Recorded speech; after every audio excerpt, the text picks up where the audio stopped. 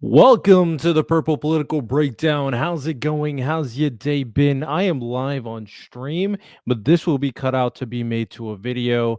This is me reacting to the best Israel convo ever with Destiny and Mark Lamont Hill. Mark, I mean, if Destiny is giving this guy praise for a pro-Palestinian kind of perspective, I would be interested to have him on my podcast in the future. So I may try to reach out to him to see if we can get a response and have him on the podcast. But this should be interesting. Um, long convo. But we're gonna react to the entire thing. And what we are going to do is we're going to up the speed to 1.25. And we're not gonna deal with ads. That's what we're not gonna do. That's what we're not gonna do. You know what I'm saying? Is that illegal? Should I cut that out? Is YouTube pissed at me if I do that? Just in case, I'm gonna restart the video. I don't know. YouTube might be pissed at me if I made that video and go like, "Oh, this guy is blocking our." This has been the best conversation I've had so far. So I'm super grateful for the conversation so far. Thank you so much.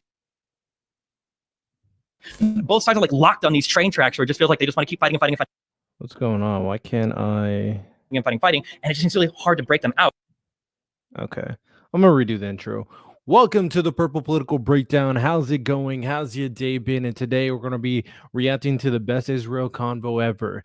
I'm very interested in it. I've done certain kind of a little bit underneath surface level digging in terms of Israel Palestine. It's not something that I focus upon, but it's something I pay attention to. And if this is a truly enlightening conversation, then I think this is something that I can gain something from and you all can gain something from. I know some of y'all are pro-Palestine. I know some of y'all are pro-Israel. Take a step back, listen to what is being said, take your bias out of it. I'm willing to engage in conversations. And after this, keep in mind that I'm doing this on live. So I'm live streaming everything that I'm reacting to, but this will be made to a video. After this, I'll also be kind of reacting to my comment section as well. I wonder if I should make that into a video. But let's 1.25 speed. And let's kind of lock in, man. I know some of y'all get irritated when I pause too much. Oh, I'll ask you because I know you got to go. By the way, the next person you're talking to is my political arch nemesis, Hassan, which is very funny. Don't tell him you came from here. What do you think is like the most realistic path forward? I only can see a one-state solution. No, he's going to bring up, but Israel turns down all the ceasefire agreements because they don't actually care about the hostages. They're just using an excuse to go to war with Gaza. This ad because it's like the Benjamin Netanyahu war cabinet does not give a about the hostages, okay? Beyond using the Israeli prisoners of war and the hostages as a talking point to continue justifying their ethnic cleansing campaign, the hostage family members who have been demanding a ceasefire. That's what I'm saying. That's what I'm saying. You don't ever go to Hassan's stream to learn anything or to find, like, I'm just going like, what do the progressives think about this thing? Like, I could write the script for this dude's streams. Just, I'm live, so I don't say anything crazy or reveal anything personal. I might try to get him on the podcast. You want to introduce yourself? Yeah, this is Mark Lamont Hill. I am a journalist and an academic and a YouTuber on the Mark Lamont Hill official YouTube channel. And I'm excited to talk to you, man. I've heard a lot about you. Well, I will be playing video games. Don't know what your positions are on anything. I know sometimes people tag me with big accounts. They're like, hey, debate Israel Palestine. I've been doing a lot of reading for this particular area. So, yeah, I've just been talking to a lot of people, generally pro-Palestinian people, sometimes the really pro-Zionist people. But yeah, do you have a particular spot you wanted to start at, or? No, I mean, it's funny. People have said the same thing to me about you. Like, you two should debate. And I don't know what we would debate, but I think for me, I guess the most interesting place to start is the moment we're in right now, given all of the death and violence and destruction, and kind of making sense of it. Maybe then it'll cause us to take a step back and figure out all the causes and the solutions. Yeah, sure. Yeah. I can get my perspective, and then yeah, we can go from there if you want. Sure, that works for me. Yeah, I think right now, I think Israel is in a war with the Gaza Strip. I think Hamas is the stated enemy. I think Israel's goal is to eliminate Hamas. I think they have the moral authority to do so. I think it's totally acceptable if they go to war with this. I think that, unfortunately, there's a high cost right now of civilian casualties. I'm not sure if there's any way to avoid that at the moment. I don't think a ceasefire where Hamas remains in power is acceptable. I don't know. Netanyahu's been kind of iffy broadly. That's kind of my takes on I've been conflict right now. I've been paying attention to that's an interesting perspective. I don't begin from the same place. for starters, I don't begin from the place of saying Israel is ever in a position of moral authority. I don't think that's the case. But more fundamentally, or probably more relevant, certainly more urgently, I don't believe the claim that they are actually fighting Hamas, that they're at war with Hamas. I think the thing that I've been consistently saying is that they are actually, it's a war on the Palestinian people. It's a war on Gaza. And Hamas becomes an effective, a compelling, maybe even a persuasive pretext for a set of actions that they've always wanted to do and that they've always sort of done. And finally, Hamas, I think, gave them ample reason and excuse to do so. Well, I guess, yeah, I mean, I guess we can dive into that. I feel like this idea that they're at war with the Palestinian people, what do we mean by that, I guess, more specifically? So we got the positions pretty clear, when it comes to Destiny and Mark right here. I'm very interested to hear this perspective regarding Israel not basically having the moral high ground and the fact that they are kind of allowing not intentionally allowing per se. Maybe he's gonna bring up evidence to kind of reinforce that, but utilizing the situation and the confrontation and the stuff that happened on October 7th to reinforce agendas that they always wanted to do is something I would have to that's something that would have to be proven for me. And maybe he will prove it, but that's a big thing when it comes to intentionality behind Israel's actions because there was cause. But if you can prove intention beyond the cause, or you can prove that the intention was there based on actions that it's not reciprocated 1-to-1, those are potential routes he may go. So let's listen. That there a few things. One, when you look at sort of the statements that have been made, which we could take or leave as they argued in the ICJ, some of that is just anger and emotion and all that stuff. But there have been numerous Israeli statesmen, numerous Israeli former military figures, people in the Knesset, people who range from the middle to the right wing, who have sort of said, hey, we're going to have another Nakba here. People who have said we're going to bomb them 3 generations back. We're going to turn Gaza into tents. That kind of language isn't suggestive of a surgical, targeting of Hamas, or even a reasonably efficient war on Hamas that will inevitably bring civilian casualties. Let me rewind that. Sorry, I am playing a video game. Suggestive of depending on the points, I got to lock in. We're going to turn Gaza into.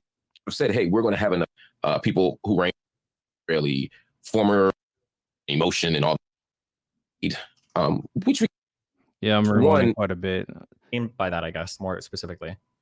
That there a few things. One, when you look at sort of the statements that have been made, which we could take or leave as they argued in the ICJ, some of that is just anger and emotion and all that stuff. But there have been numerous Israeli statesmen, numerous Israeli former military figures, people in the Knesset, people who range from the middle to the right wing, who have sort of said, hey, we're going to have another Nakba here. People who have said we're going to bomb them 3 generations back. We're going to turn Gaza into tents. That kind of language isn't suggestive of a surgical, targeting of Hamas, or even a reasonably efficient war on Hamas that will inevitably bring civilian casualties, because all wars bring some casualties. That's unavoidable. But it seems to me that they quite clearly know that the tactics that they're deploying are going to lead to a high number of civilian casualties and a relatively low, comparatively, number of Hamas operatives who are killed. So that quote was I mean, he's going based off quotes, and he's touched upon one of the things that I said is their reaction reciprocating based off what has occurred? And the quotes, I mean, for the most part, they are damning. And if you think that the actions kind of basically, what's the best way I could put it? The actions kind of reinforce the quotes that are being said about bombing the heck out of Palestine and Gaza, then I would need a little bit more details on connecting those two. Not saying that they don't exist, but more so, do the quotes basically prove the actions? But let's let Destiny respond. For these two things, if Israel was indeed trying to maximize casualties for Palestinians, why would they give so much warning to try to evac people from, say, northern Gaza before beginning operations there? Why not just like start bombing? So there's two answers to that. I think one, I don't buy that. I don't accept their public narrative that they're always so committed to warning people, and I think there's plenty of counter evidence to that. But then there are also moments where they very explicitly said, we're not going to do that. I'll give you an example. Roof knocking has been an Israeli tactic for years, right? Where they drop a non-explosive munition, to let people know you got an hour to get out, you got a half hour to get out, you got 10, whatever the time frame is to get out. Okay. And they very explicitly said, and I've even interviewed Israeli leaders who have said, hey, roof knocking stopped on October 7th. And there's been a kind of a consistent narrative of, because of what they did to us, we no longer have the same rules of engagement. But then when you look at what people are actually saying on the ground, whether it's in Rafah right now, or if you look 2 or 3 weeks ago when journalists were killed, for example, or other civilians, where they were told that they were on a path that was for journalists, or a path that was a humanitarian corridor or a safe path, they still got hit. There are people, countless reports of people from the north who traveled south and were still hit on the road where they told was safe. So both in word at times, but certainly in practice consistently, it's been pretty hard to make a case that that Israel's been committed to protecting the vulnerable here. Okay. So a couple things. So when you say you don't accept the public narrative that they're always committed to warning. So roof knocking.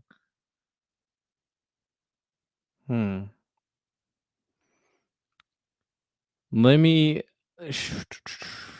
I kind of want to look that up. All right, let me look that up. Right? Does the tab change? It doesn't. Hopefully the audio. I believe the audio is playing. Let me make sure. Or if you look 2 or 3 weeks ago when. Yeah, it is. When has roof knocking stopped in Israel? During the 2023 Israel-Hamas war, CNN reported that many people in Gaza said the IDF had abandoned the roof-knocking policy in October 2023. A senior official stated that the practice would no longer be the norm and would only be used under certain circumstances. So apparently, yeah, roof knocking, from what I'm seeing, did stop in October 2023. I just wanted to be sure. Warning people. Israel pretty unequivocally goes above and beyond when it comes to warning people, more so than I think than has been observed in any other like active military theater, whether it's making phone calls to people, contacting community leaders, putting out notice 24, 48, 72 hours in advance for people to leave. I think Israel has gone above and beyond, say, what any international law requirement would be to warn civilian population to leave northern Gaza. I don't think that's controversial. We can go into examples or arguments relating to that. I disagree with that. Okay. They do, and I don't think anybody else takes that same level of precaution that they do. We can argue that they might have a higher that they might have some higher level of precaution they should take because it's so densely populated, but Israel does try really hard to warn people to get them to actually leave. Now, for whatever reason, Hamas has told some of them that they're not allowed to leave, or that they can't leave. Hamas did prevent some people from fleeing south. When you say that roof knocking has been a tactic that Israel's used for years, roof knocking, again, that's not something that's required by international law to do that level of warning. They would sometimes, although as the threat increases, the notice that you give the enemy for where you're going to attack probably decreases. So roof knocking, for instance, wouldn't be something you would do if you think it's going to give the enemy combatant time to hide. That's only something you're going to do if you're trying to destroy infrastructure and you don't care if like enemy combatants are leaving. And then people traveling from the north to the south so got hit. Yeah, there's no guarantee that the south is going to be completely free of attacks, just that the north would be far more heavily bombed than the south. So if you move south, the chances of you getting attacked are going to be far lesser than if you remain in the north, basically. Couple points. So okay. You said that Israel goes above and beyond. I want to be clear there. So when you say above and beyond, the question becomes above and beyond what? And you've raised two different comparators there. One is what other countries do, and the second is international law. I would push back. In fact, I would fully disagree with the idea that notifying civilians is not part and parcel of, or is not directly what international law demands. In other words, they're not going to warn civilian population. You have a duty. Let me make it even more clear. You have a duty as a nation to use all available means to prevent civilian deaths. And if you don't, then you're actually in violation of international law. So telling people, hey, we're going to bomb here in 10 minutes, or we're going to bomb here in an hour, is absolutely what you're supposed to do. That's not a bonus, or that's not above and beyond by any stretch. I would agree that other nations have committed war crimes, that other nations have also not followed this. But you raised an important counterpoint to yourself, which I think you're right about. I'll look it up after which is this. When it's such a densely populated area and people have so few options, you're talking about 5 miles wide, 25 miles, long. people have limited options to evacuate. You're right. There's no guarantee that if you leave one place that you're going to be completely safe. But that wasn't my argument. My argument was they're bombing the very places they told them would be safe shelters. There are people in camps. There are people in hospitals. There are people in other places where they were told, if you go to this place, this will not happen. And they're saying, contrary to what they were told, those very places were bombed prior to the time where they said bombing would begin, or prior to the time where they said that some kind of act of violence would begin. I guess my question I would go back to the beginning of that and just pose it as a question to you. What is your understanding of what international law requires people to do? So a couple things. So international law absolutely does not require you to take every single precaution to avoid civilian deaths. That would basically eliminate a country's ability to go to war. None of the Geneva Conventions mandate that you have to take every single precaution. They'll say reasonable precautions. I think it's Article 57. Yes, that's what I mean. That's what I mean. Yeah, reasonable precautions. But even in Article 57, Additional Protocol 1 to the 49 Geneva Conventions, it literally says, like, I think the quote is effective advance warning of attacks which may affect the civilian population unless circumstances do not permit. And there's a whole calculation of proportionality that goes into conducting attacks. And unfortunately, civilian deaths are oftentimes included because. Reasonable. Okay. I would have to kind of dive into what it means to be reasonable. I'm not gonna deep dive everything they say because that's just gonna make this too long. If it was shorter, I would. But it's 2 hours and 36 minutes. That's war. It sucks. And but does. I'm gonna have to now, take. Curiously, it is also part of international law that you have a duty to protect your civilian population when conducting war, which Hamas absolutely does not follow, unequivocally so. What do you mean? As in, Hamas doesn't take any precautions to protect their civilian population. They conduct strikes from civilian populations. They operate among civilian populations. They store ammunition and weapons among civilian populations, and they operate out of civilian hospitals. That's a violation of international customary law, at least. Yeah. So a couple things there. Yeah, I agree, Treadmill. I would just have to look into Hamas, it. I would not disagree that Hamas doesn't always take precautions. They don't take any precautions ever. They don't. What's the basis of that claim that they take no precautions? The basis of the claim is I can try to find those particular articles, but I know Michael Schmidt does a lot of foreign policy analysis, and in parts of the articles that he's written, it's been observed that Hamas has prevented people from fleeing south into southern Gaza as Israel's putting out the warnings. In Amnesty International reports, they've reported that Hamas at times. Well, let's rewind what Destiny's talking about. In parts of the articles that he's written. Because the claim that Destiny's currently trying to make is that Hamas doesn't take any precautions in reference to international law in protecting the civilians, right? So let's see if what Destiny is saying proves that claim. Particular articles. They don't. What's the basis of that claim that they take no precautions? The basis of the claim is I can try to find those particular articles, but I know Michael Schmidt does a lot of foreign policy analysis, and in parts of the articles that he's written, it's been observed that Hamas has prevented people from fleeing south into southern Gaza as Israel's putting out the warnings. In Amnesty International reports, they've reported that Hamas at times will store. I know for 2014, for instance, I know that it was in this one that they put out evidence that Hamas would be firing rockets from neighborhoods or from outside schoolyards, or they'd be storing ammunition in civilian buildings. These are all things that somebody's doing that's not taking proper care and precaution to protect their civilian population, because you're turning civilian targets into military targets. Oh, another good example is all those videos that we saw of I think it was the Al Shifa hospital being used as a base of operations for terrorists to take back hostages or prisoners of war and to operate out of that hospital. Amnesty International also documented them using that same hospital, I think in 2007, 2008, maybe in 2014 again, as like an interrogation center too. Once you do these things, these places lose their civilian protection status. They become military targets under international law. So there's like 4 things there that I strongly disagree with. Sure. The first thing is just at the level of argumentation. I stipulated at the beginning that I think sometimes Hamas doesn't take sufficient precaution. Your arguments prove the point that I was already making, which is sure, they don't always take sufficient precaution. That's a critique I would have of Hamas. You agree that that's a violation of at least international customary law? What I was disagreeing with is that they don't take any precaution, and there's just no basis for that, right? And to say they don't take any, and the reason, and I'm not trying to quibble or be pedantic here. I'm saying that there's plenty of evidence of Hamas doing the opposite. It's just if you point to the examples where they do, you can say, well, sure. Oh, okay. Okay. Could you I'm curious. Yeah. Okay. This is an interesting point. I don't want to pause too much, but this is an interesting thing that he's about to go down that is a very valid point to indicate that just because Hamas does actions that don't basically follow the international law and doesn't take the precautions, does that equate to, okay, they are ultimately doing, for the most part, kind of think of it as a threshold thing. Based on what they are doing, does that kind of discount any potential positives that they are doing, right? If the things that they are doing in terms of putting civilians in harm, does that outweigh I'm sure he's gonna bring it up actually, the activities that they did to protect civilian lives? That threshold is going to be very important to consider. So consider everything that Destiny just said in terms of things that Hamas did when it comes to, firing missiles in neighborhoods and putting certain equipment and supplies and civilian occupied areas, and of course, routing people to go in very specific locations. So that's going to be important based off what Mark says over I here. will just but let me circle back for one moment. Well, actually, let me answer so you don't think I'm avoiding it. Sure.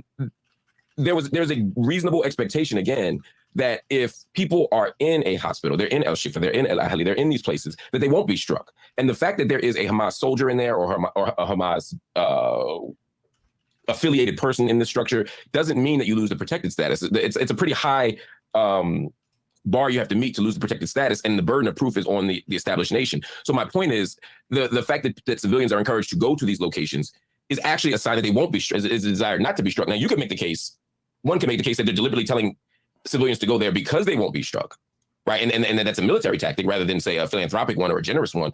We could debate that one way or the other, but nevertheless, the decision to have them go to those spaces is specifically because there was an expectation based on international law and convention that they wouldn't be struck. You mentioned El Shifa Hospital, though. When you look at the evidence of El Shifa Hospital, when you actually look at what was presented, the case that they made, not the drawings, not the cartoons, not the animations, but the actual evidence that they showed from El Shifa Hospital, there was not sufficient evidence. I saw little evidence to demonstrate that El Shifa Hospital was a command center. Could there have been a Hamas soldier underground? Of course there could have been. I'm sure there was, right? But again, you're in the most densely populated place in the world. There are going to be Hamas. There's literally no place from which Hamas could operate that would not have some civilians nearby. And that becomes part of Israel's argument, which again has been unsubstantiated by the international community, by human rights organizations, by the legal community, by the diplomatic community. There's been no persuasive case made that Hamas is fundamentally using human shields. It's a consistently made argument by Israel, but it hasn't actually been made. And if you look at Al Shifa Hospital, when you look at, for example, the photos they revealed, where you saw some handcuffs, a little bit of weapons, a box of dates, there's all this stuff, but there was no evidence that it was a command center. And the idea that because Hamas is there, we can bomb it is absolutely not true. I agree with you. Hospitals can lose protected status. They absolutely can. But none of the hospitals, and even like in the last 48 hours, we've seen several hospitals struck. There have been shootings inside of El Amal Hospital and inside of another one in I believe, Tan Yunis. That certainly, there's been no case that they've lost their protected status, and yet people have still been shot inside them, or at least Israeli soldiers have shot inside of them. I don't know. The last report I saw was not necessarily that someone was killed, but they're shooting inside of them, which is a violation of international law. And so this idea that Israel has obeyed international law or been committed to it outside of their own statements is a bit puzzling to me. And the reason why I don't think any nation state on their face. It's not particular to Israel, but Israel has consistently in Protective Edge, in Cast Lead previously, if you just look at the last 3 so-called wars, they have consistently made claims that have never been proven and have often been proven to be not true later on.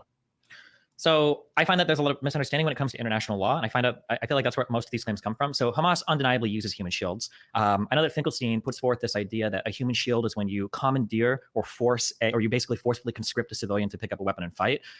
Under international law, human shielding just means you're co-locating military objects with civilian objects. For us, for international customary law, it'd be Rule 97 on the ICRH website, or the ILH, the International Red Cross customary law database. I think it's Rule 97. It's called human shields. Yeah. So co-location of military and civilian objects is human shields. Now you can say that, like, well, it's hard not to use human shields in these areas. That's fine. I mean, there's stronger evidence of sometimes civilians in Gaza will move towards particular Israeli sites that they say they're going to strike. You've also got the fact that Hamas themselves said that they were going to use those hostages or put them in tunnels. So if Israel tries to attack the tunnels, that would be an example of human shielding. Also taking hostages is also. I'm gonna get that report. Tunnels of Israel sites that they say they're going to. As it will move towards particular Israeli sites that they say they're going to strike. You've also got the fact that Hamas themselves said that they were going to use those hostages or put them in tunnels. So if Israel tries to attack the tunnels, that would be an example of human shielding. Also taking hostages is also contravention of international law. So the other side is already breaking tons of international hostages law. On the Israeli side, again, I have to reiterate, and it sucks, and I know that it sucks, but civilians die in war. Typically, your international laws are going to prevent a party from either acting with like wanton recklessness or specifically targeting civilians for the sake of killing civilians. Killing civilians in and of itself is not a war crime. Killing civilians, even a lot of civilians, to kill a few combatants is also not a war crime. Targeting hospitals that are housing enemy combatants is also not a war crime. Any protection that you might have as a civilian building or a hospital instantly ceases to exist once military objects are being co-located within that location. And I'm saying that's not true. That's simply not true. So there are a few things that are. Wait. Yeah, which part of that was not true? Be very precise. The co-location of a military object does not ipso facto disqualify a site as a as a military, by that argument, if a single Hamas soldier were to walk into a children's hospital in Gaza, you're saying that we could then bomb the hospital. No, wait, I didn't say you could bomb the hospital. So the hospital loses. So ordinarily in times of war, you're never supposed to attack a hospital as long as it's a civilian object. Now, once a single military combatant has started to use that hospital, now you're required to engage as a military target, but you still have to keep in mind the rules of proportionality. Meaning if one soldier goes in there and there's 100,000 dying leukemia children cancer patients, probably you can't destroy that building because that's the point. That's the point I'm getting at, right? Because a moment ago you said, well, killing an individual's killing a bunch of civilians in order to get one combatant is not a war crime as such, right? That was correct. And so in the example that you're giving right now, where that's why I picked up that example and said, okay, so now you have a single Hamas soldier inside of a hospital. I'm saying, first of all, I'm disputing the premise that simply by virtue of that Hamas soldier walking into a hospital, the hospital no longer has protected status. That is absolutely not. Well, when you say walk into a hospital, what do you mean when you say this? Like, is he taken there as a sick person, or is he walking there as a civilian, or is he going as an active combatant? Well, because if he goes in as an active combatant, it's now a military target. Yes. But how do you? So two things. If he walks in as a patient, you absolutely can't shoot him.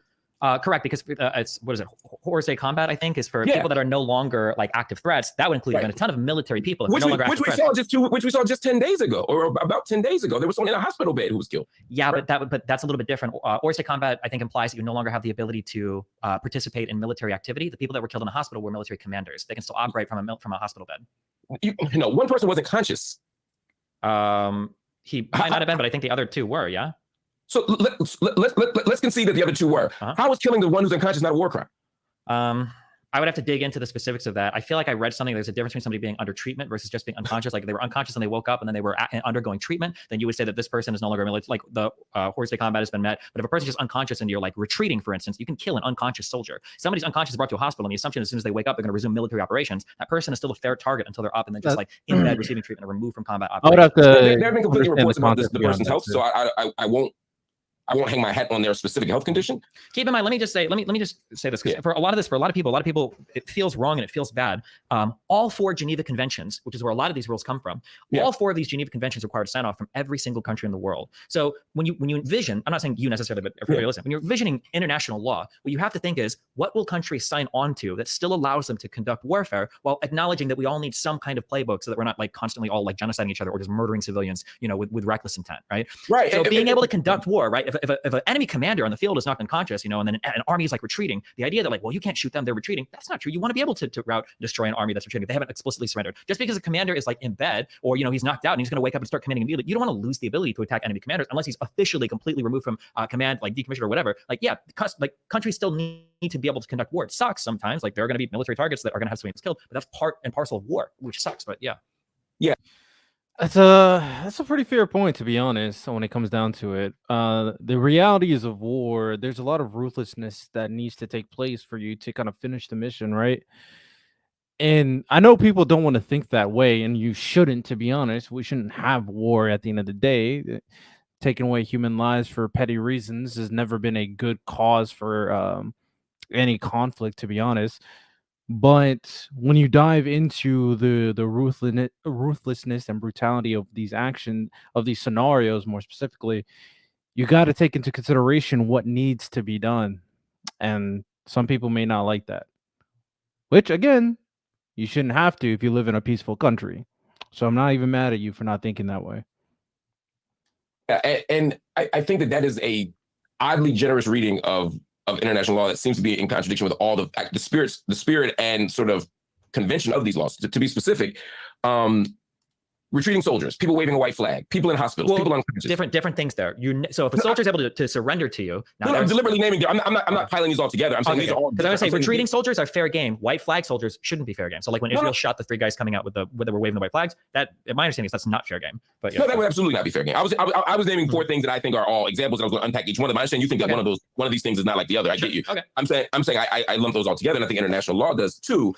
But if we just focus on and I don't want to get too hemmed up on this hospital bed thing, but I think it's a perfect example. As is, and you'll probably also disagree again, but I think also coming in dressed as a doctor is also a violation of international law, right? Which and this isn't for those that are watching this. This isn't just a hypothetical. This is literally what happened, right? They come into the hospital dressed as medical personnel, right? People are in the hospital presumably to get treatment, and they're killed, right? Both the the pretending to be medical staff as well as the actual killing, I'm saying both are examples of war crimes. But just to take it a step back for a moment, just so we can feel free to respond to that. But as we just to take a step back again, my point is the targeting of the hospital itself as a site of violence, as a site of shelling, as a site of bombing, etc. I'm saying is a war crime, not just because there are casualties, because casualties are going to happen. I think we agree on that. But Israel has the military capacity not to do that. Not to have any civilian casualties? No. Not to do indiscriminate bombing. Israel's getting, whether it's carpet bombing, whether it's hitting a whole, the idea that, well, there's these two, we have intelligence that there are two Hamas commanders inside of this hospital. We don't want them to get away. The hospital is no longer a safe zone based on the International Red Cross standard. And so therefore we can attack the hospital. Even if I concede at that point, the type of bombing and the scale of the bombing is inconsistent with the spirit of preventing civilian death. So to be clear, all Israel has to do is give adequate forewarning. That's the only obligation they have under international law, is to give adequate forewarning and then to do a proportionality calculation when it comes what would adequate warning be in a hospital where people are unconscious, or like a Shifa where there are premature babies, in a hospital where there are elderly people, and in a machine where there are people who are tied to machines? What would adequate warning be?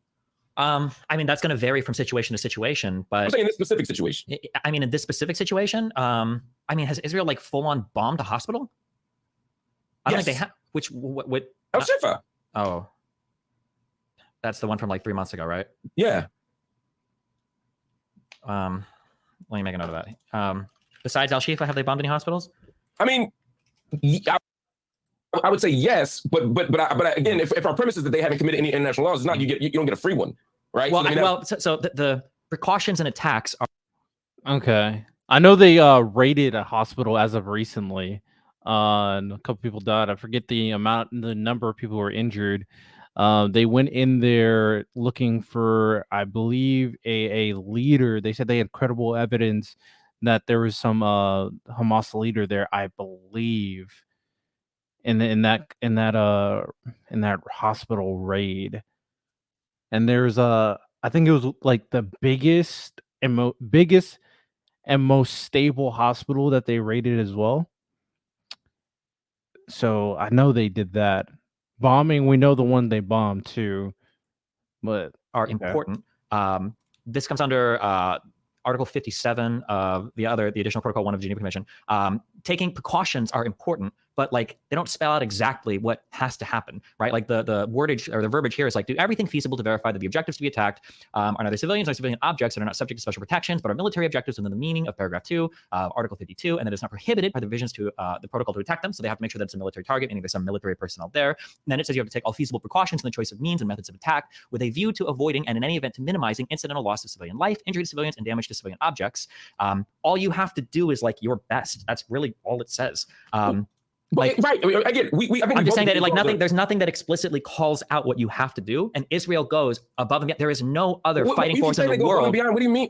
Yeah, what I'm about to say. No other fighting force in the world does what Israel does when it comes to warning people about imminent attacks. Nobody else in the world does that. Okay. Like if you want, you can name one, but nobody else in the world goes to that level to like make phone calls to buildings telling them that like, hey, like Israel literally has phone teams to call people. Yeah, go ahead. I disagree with that claim, but my point is the standard in international law is not to compare it to all other people. If I said if all other nations were war criminals, right? You know, and let's say you and I, let me make it concrete. If you and I agree that 5 hours is enough time to tell people, right? And we found out that every other nation in the world gives you 2 hours. We'd say, okay, they're all war criminals. And then if Israel does 2.5 hours, they'd still be war criminals, even if they go above and beyond every other nation. So I'm saying it's actually not proper to point to other nations as the comparator, right? Well, no, but I mean, like as a matter of international customary law, I mean, we kind of do. We look at like how does everybody act? What do we all agree on the rules? And if nobody else is taking the level of precautions that Israel is, it's hard to say that like Israel isn't taking enough precautions, right? Unless we agree that no nation takes enough precautions, right? Well, I mean, international customary law basically works by looking collectively at what we all agree to do. So if nobody takes precautions, then international customary law would say like, well, I guess we probably don't have to take any precautions. Nobody seems to be doing it. You wouldn't hold one nation to an exemplary standard. Saying, and I don't think we should. And I don't think we should hold one nation to an exemplary standard. Yeah, but I'm just saying, like, do we agree? Does any other nation give the amount of warning that Israel does when it comes to attacking civilian areas? Does any like who? Absolutely. I mean, if you look at and also I would say most nations don't attack civilian areas with the same consistency that Israel does. Now, part of that again is. Well, wait, I'm curious who takes that level of precaution. You know, if you look, for example, at and I'm not defending the United States at all, right? Don't the United States. But I hate debating the United States, but absolutely the United States takes precaution before. We take precaution, but not that we weren't making phone calls to houses. We dropped a ton of leaflets. Was this for Mosul or Fallujah? We dropped a ton. No, it's not. Sartor? I want to say it was there's one of these a good one. But like we'll drop leaflets. What? Yeah. I think you mean Southern, yeah. Yeah. We'll drop a bunch of leaflets, but I'm pretty sure. Oh yeah, the siege of Sadr City. I'm pretty sure after we dropped the leaflets for that, and we gave them, I don't know how many days was it to leave. After that, we were like, listen, if you're still in the city, you're fair game. Right, but if you look at the first move in Gaza, it wasn't a couple of days. It was hours. That's my point. No, there was a 24 hours. There was a false report that it was 24 hours. That was never stated by the Israeli military. Some people ran with that. No, but people on the ground. Again, if you're saying that if Israel says it didn't happen, then we're going to be at an impasse. But people on the ground in northern Gaza talked about getting hit 24 hours later. That's the point I'm making. It wasn't 24 hours for every single person to evacuate. There might have been some attacks that happened maybe before 24 hours. But again, none of that is a violation of international law. They have a right to strike back if they're at war with Hamas. They have that right to do it. When Israel is providing advance notice, it's to minimize civilian casualties, not to reduce them to zero. There might still be military targets in the south. They might conduct operations in the north before every civilian is evacuated. All they're required to do is give about as much notice as they feel is reasonable. And then from there, they're allowed to begin fighting. Like that's how wars go.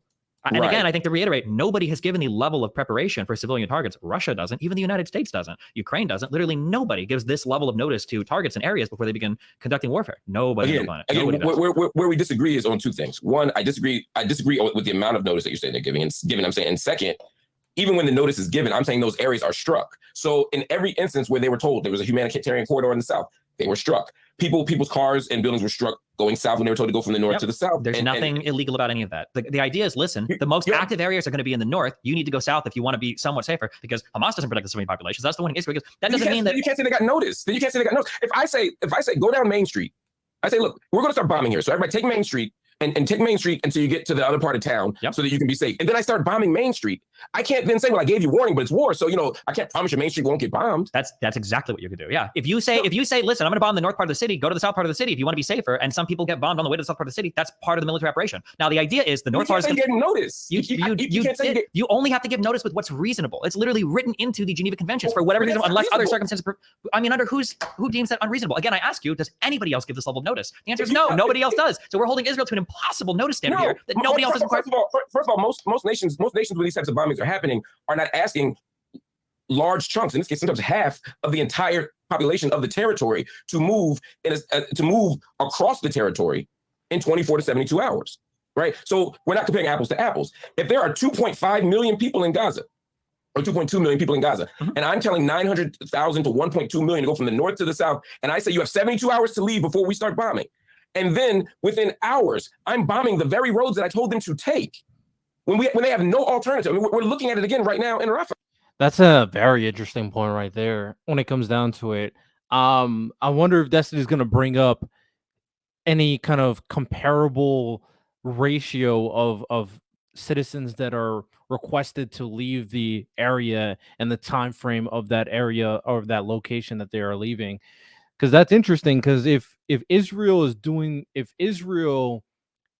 is covering their basis, right, in the sense that they are giving notice, but are asking for unreasonable standards of evacuation in terms of the amount of people and the amount of time versus the distance that they have to go to, then you would have actual viable reason to be angry at Israel for that.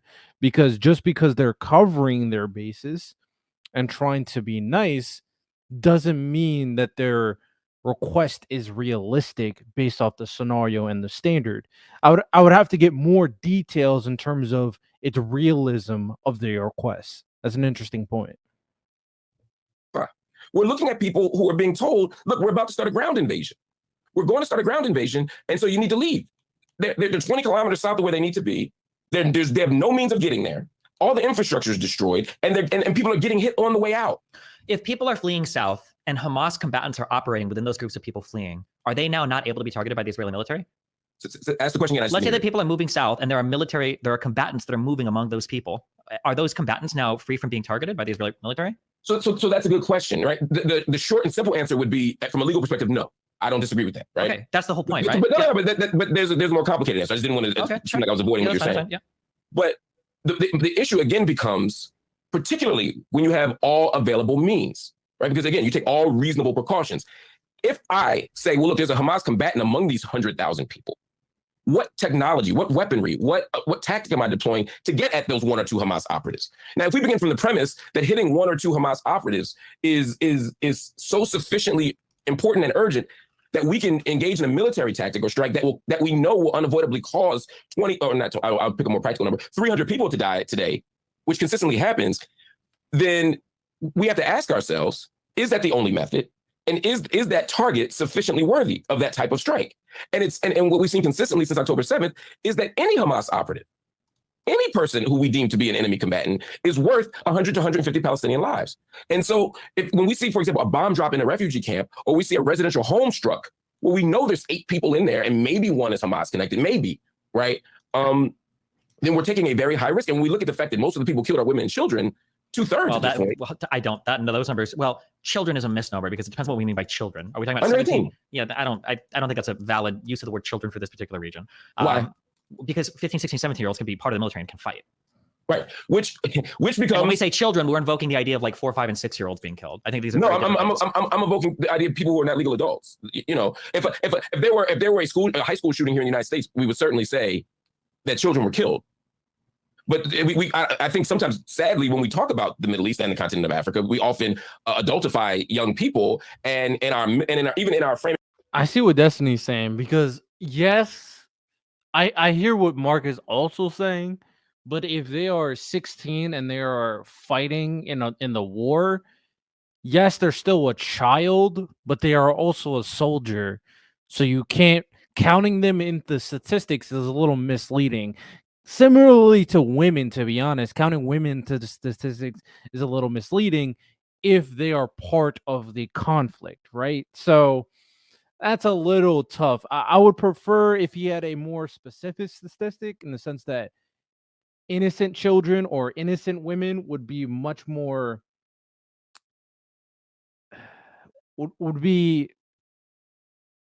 a ratio or a number that would be much more indicative on the actions that are being kind of caused towards the Palestinians. So I'm with Destiny there, not gonna lie. Of statistics, we say, well, you can be you're of enemy combatant age at say 14, and so yeah, hold on, wait, no. Okay, when we say children, the reason why we use the word children is because we're invoking a few concepts. We're invoking usually somebody who doesn't have physically the means to fight, and we're usually invoking somebody that isn't participating in any reasonable capacity to fight. That usually when we say children, those are the two things that we mean. When you're talking about a 15, 16, 17-year-old that spent sometimes years training with weapons and is partaking in active military conflict and then gets killed in said conflict, to say that like, wow, they killed a child, that's really not fair. That's a really so when a 15-year-old Palestinian is killed, you're saying that's just an adult kill? I didn't say that that's just an adult kill. I'm just saying just because they're 15 doesn't mean they were a child. Yeah. Okay. I'm saying we can stipulate new definitions of childhood. Destiny, I think you need to be more clear on like what you're referring to, because I do think you're right in this situation. I just don't think that Mark is understanding where you're coming from. But yeah, but I'm saying we don't have no. It's not about stipulating new definitions. I'm just saying that child cosigns a lot of stuff. There's a lot of associated stuff. Generally, again, it's somebody that's usually helpless. It's somebody that's not taking part in active military conflict. Usually, somebody who's there's like an assumption of innocence there. But when you've got a 15, 16, 17-year-old child soldier that's been fighting for years, what percentage of guys and children under 18 are participating in military conflict? I don't know the exact number of that. I mean, do you have a rough estimate? Or we just get what I'm saying is it sounds like we're just assuming that. Because I know that we've seen literal videos of children. I know there was the one video that we literally saw of a child standing on top of a truck with a sling, slinging a rocket at an Israeli soldier, then gets shot, and there's immediately a camera crew and a medical personnel standing right behind them. By the way, that would be a war crime. In order to basically cure him immediately while getting all of it on footage to show that children are being attacked by the IDF, which is like the propaganda lines. So an exact example you're giving, you're saying that wouldn't be because that child slung a rock. You're saying that means they're a combatant, and therefore a child wasn't killed based on the concepts that childhood invokes that you just raised? Is that what you're saying? Yeah, of course. Obviously, yeah. So when we talk about school children being killed, right? Like when you talk about Columbine, we don't usually refer to the shooters as like the children killed other children. You say the shooters or the mass murderers killed the children, because it feels weird to say the children killed the children, because child carries with it. Again, these assumptions of innocence and non-combatant, non-militant activity. Nobody would refer to a 15, 16, 17-year-old that's had weapons training for years, carrying AK-47, raping and murdering civilians as a child. That's a really weird way to refer to that. Well, it's a way to made a whole leap with the raping and murdering civilians thing, but to the point of saying child, my issue with that. If just right now, if we put our hands up, if we were to Google like women and children, you're not going to see a bunch of 17-year-old boys carrying M4s or AK-47s. You're going to see like little boys and their moms, or little boys and girls and their moms.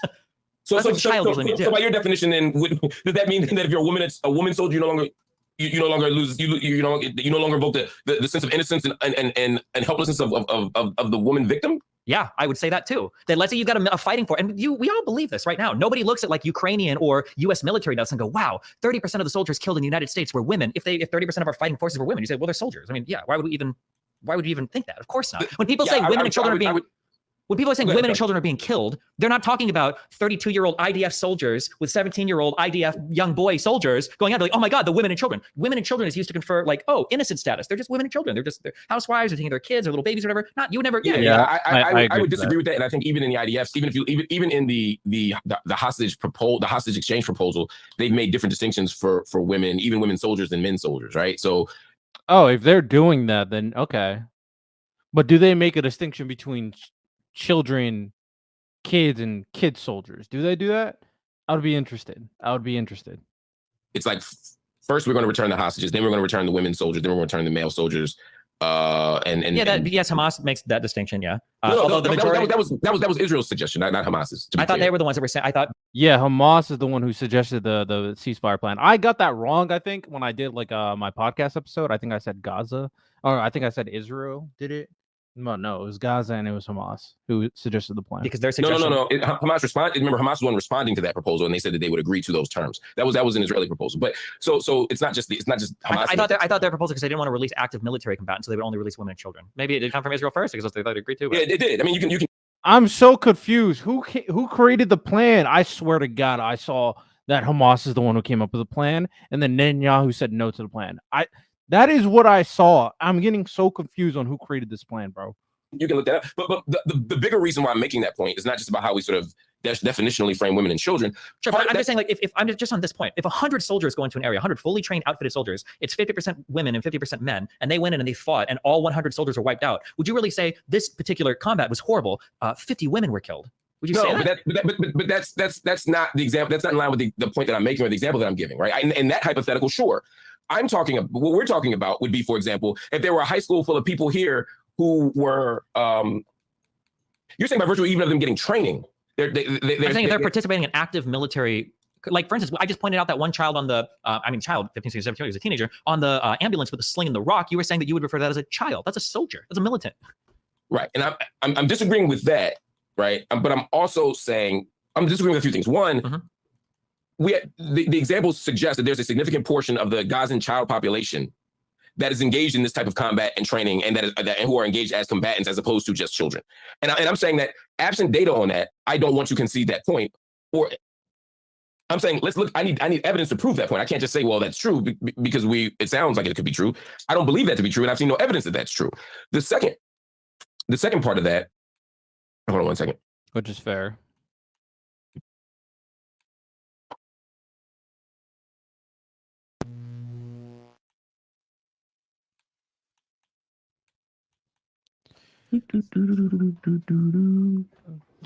W Jeopardy. Can you hear me? Yeah. Okay, I'm sorry. I don't know if you're talking about my circuit breaker flip sometimes. Sorry. Which, so, like, just on that point, like, for instance, nobody would refer to like Rittenhouse as a child, right? Kyle Rittenhouse was a child. Sure, I would. Okay. I feel like we have a different understanding of that, but okay.